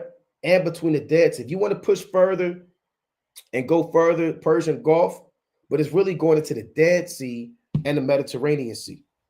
Pull this up on the map. He's going to bring his soldiers and his region, right? And this region is where Esau is going to meet his end. This is where the valley of decision, Armageddon, is going to take place. Where's the other map at? Let's see. Right? Here it is right here, in this region. So let's go back to this. He shall plant the tabernacles of his palace between the seas and the glorious holy mountain, yet shall he come to his end, and none shall help him. Nobody's going to help the so-called white man. His army is going to be defeated in the valley of decision by Yahushua. Let's go to the book of Joel, the 2nd chapter. This is Joel chapter 2 and verse number 20. But I will remove far off from you the northern army, right? That's the so-called white man's army, the king of the north's army, the army of the north country. That's what the Lord is talking about. That's the northern army. But I will remove far off from you the northern army, and will drive him into a land barren and desolate, with his face toward the east sea, and his hinder part toward the utmost sea. And his stink shall come up, and his ill savor, because he had done great things. So he's going to be between the seas, like we read in Daniel 11 and 45, between the Mediterranean and that Dead Sea. Now, again, that war is going to spread further in that region, but the Lord is using those boundaries to establish the fact that the northern army is going to be there for Armageddon, between the East Sea and the utmost sea. We read in Daniel 11 and 45. Between the seas. We read in Isaiah the 30th chapter. It's going to be in Tophet. All of that is that region of where Armageddon is going to take place. Now, in Armageddon, let's go to Revelation, the 19th chapter. This is Revelation chapter 19 and verse number 19. So while you have this proxy war going on with Russia, Syria, America, Iran, Saudi Arabia, Qatar, the state of Israel, etc., it's going to eventually lead to a regional conflict, and then, Slakia, a global conflict. And all nations are going to be pulled into that region. Yeah, you see stuff going on in Ukraine, but that's just the beginning. The true battles are going to take place in the finalization of World War III. Is going to take place based off of the precepts that we just went into in Daniel 11:45, Isaiah the 30th chapter, Joel the 2nd chapter, about how the so-called white man is going to bring his armies into that region. And once all of those armies are in that region and they're fighting one against another, that's when Yahweh Shah is going to return. Let's get that in 2nd Ezra real quick. We're going to get a few more. We're going to wind down. This is 2nd Ezra chapter 13. And I want verse number 31. I'll start at 30. 2nd Ezra chapter 13 and 30. And he shall come to the astonishment of them that dwell on the earth. Right? Because these nations are going to be launching missiles. The Lord said the powers of the heavens shall be shaken. Elites are going to be in the underground military bunkers. We're going to be going through Jacob's trouble. And World War III is going to be happening. And at any given second, when World War III is at its climax, enter in our Lord Yahweh Shah. That's why it says he shall come to the astonishment of them that dwell on the earth. When you actually go back to Daniel, I want to go back to Daniel. And I want to read chapter 12 and 1. Daniel chapter 12 and 1. And at that time, what time is this? This time is the time immediately following Daniel 11 and 45. When we read about how he's going to be bringing his tabernacles and his army between the seas, and yet he shall come to his end, and none shall help him. While the so-called white man's army is in the Middle East, at that time, Michael's going to stand up. The great prince, which standeth for the children of thy people. And there shall be a time of trouble, such as never was since there was a nation, even to that same time. And at that time, thy people shall be delivered, every one that shall be found written in the book. So while World War III is at its peak, Jacob's trouble is happening, that's when Yahweh Shah is going to return. That's why it says he shall come at the astonishment of them that dwell on the earth. They're not going to expect that, man. And one shall undertake to fight against another, one city against another, one place against another, one people against another, and one realm against another. And the time shall be when these things shall come to pass, and the sign shall happen, which I showed thee before.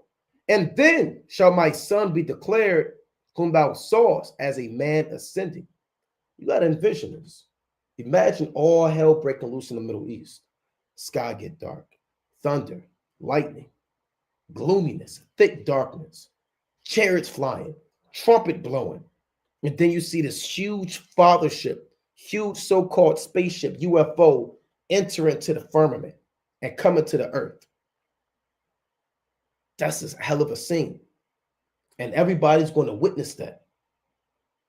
Let's see what they're going to do. This is the battle of Armageddon. And when the people hear his voice, every man shall in their own land lead the battle they have one against another. So Russia's going to say, hey, look, man, America, look, hold on, we got bigger problems. We have to stop Yahweh Shah from delivering the Israelites. China's going to get on the phone. with Canada, with NATO. Everybody's going to stop the battle they have, and they're going to have a collective agreement to aim their missiles at Yahushua. They're going to have a peace treaty in the midst of World War III and try to stop Yahushua. Some people are going to think it's an alien invasion. Some people are going to know it's the Lord. All hell is going to be breaking loose. And an innumerable multitude shall be gathered together, as thou sawest them willing to come and to overcome him by fighting. So let's go to Revelation 19. Let's read more about that. It's the book of Revelation, chapter 19 and verse 19. And I saw the beast and the kings of the earth and their armies gathered together to make war against him that sat on a horse and against his army. Now imagine fighting your creator. Imagine fighting your creator.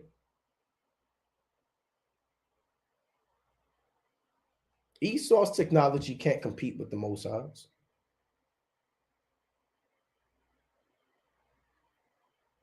He's no match for Yahushua, Michael, and the archangels. Here they are making war against Yahushua, who created them. Verse 20, and the beast was taken, and with him the false prophet that wrought miracles before him. So NATO, the EU, all of that. With which he deceived them that have received the mark of the beast and them that worshipped his image. These boats were cast alive into a lake, a fire burning, like a fire burning with brimstone, which represents the nuclear destruction and the destruction by the chariots. And the remnant were slain with the sword of him that sat upon a horse, which sword proceeded out of his mouth, and all the fowls were filled with his flesh. That's what's going to happen at the battle of Armageddon. And what you see going on right now in Syria, the Lord is clearing up the battlefield. Out there in China, Chinese embassy in Syria urges citizens to evacuate immediately. They're telling their people, leave right now. Russia, where is that at? Russia, they told their citizens to leave, huh? Russians in Syria urged to leave country. Everybody's getting ready for war.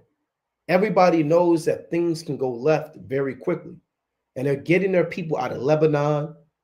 Every month, you're reading about countries telling their people to leave Israel, leave Lebanon, leave Jordan, leave Syria, because the Most High is fulfilling prophecy where everybody's going to turn to their own people and go back to their own land in Isaiah the 13th chapter.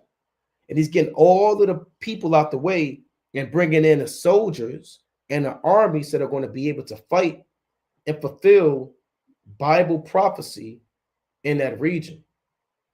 So, we're praying that the Most High has this thing heat up. We're praying that this thing continually increases and escalates. And ultimately, we're praying that World War III draws closer and closer.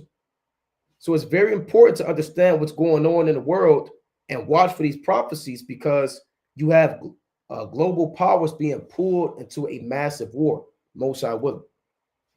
So with that, we're going to close up, giving, of course, all honor and glory to Yahweh, Ba'ashima Mashiach Wamalak Yahushai.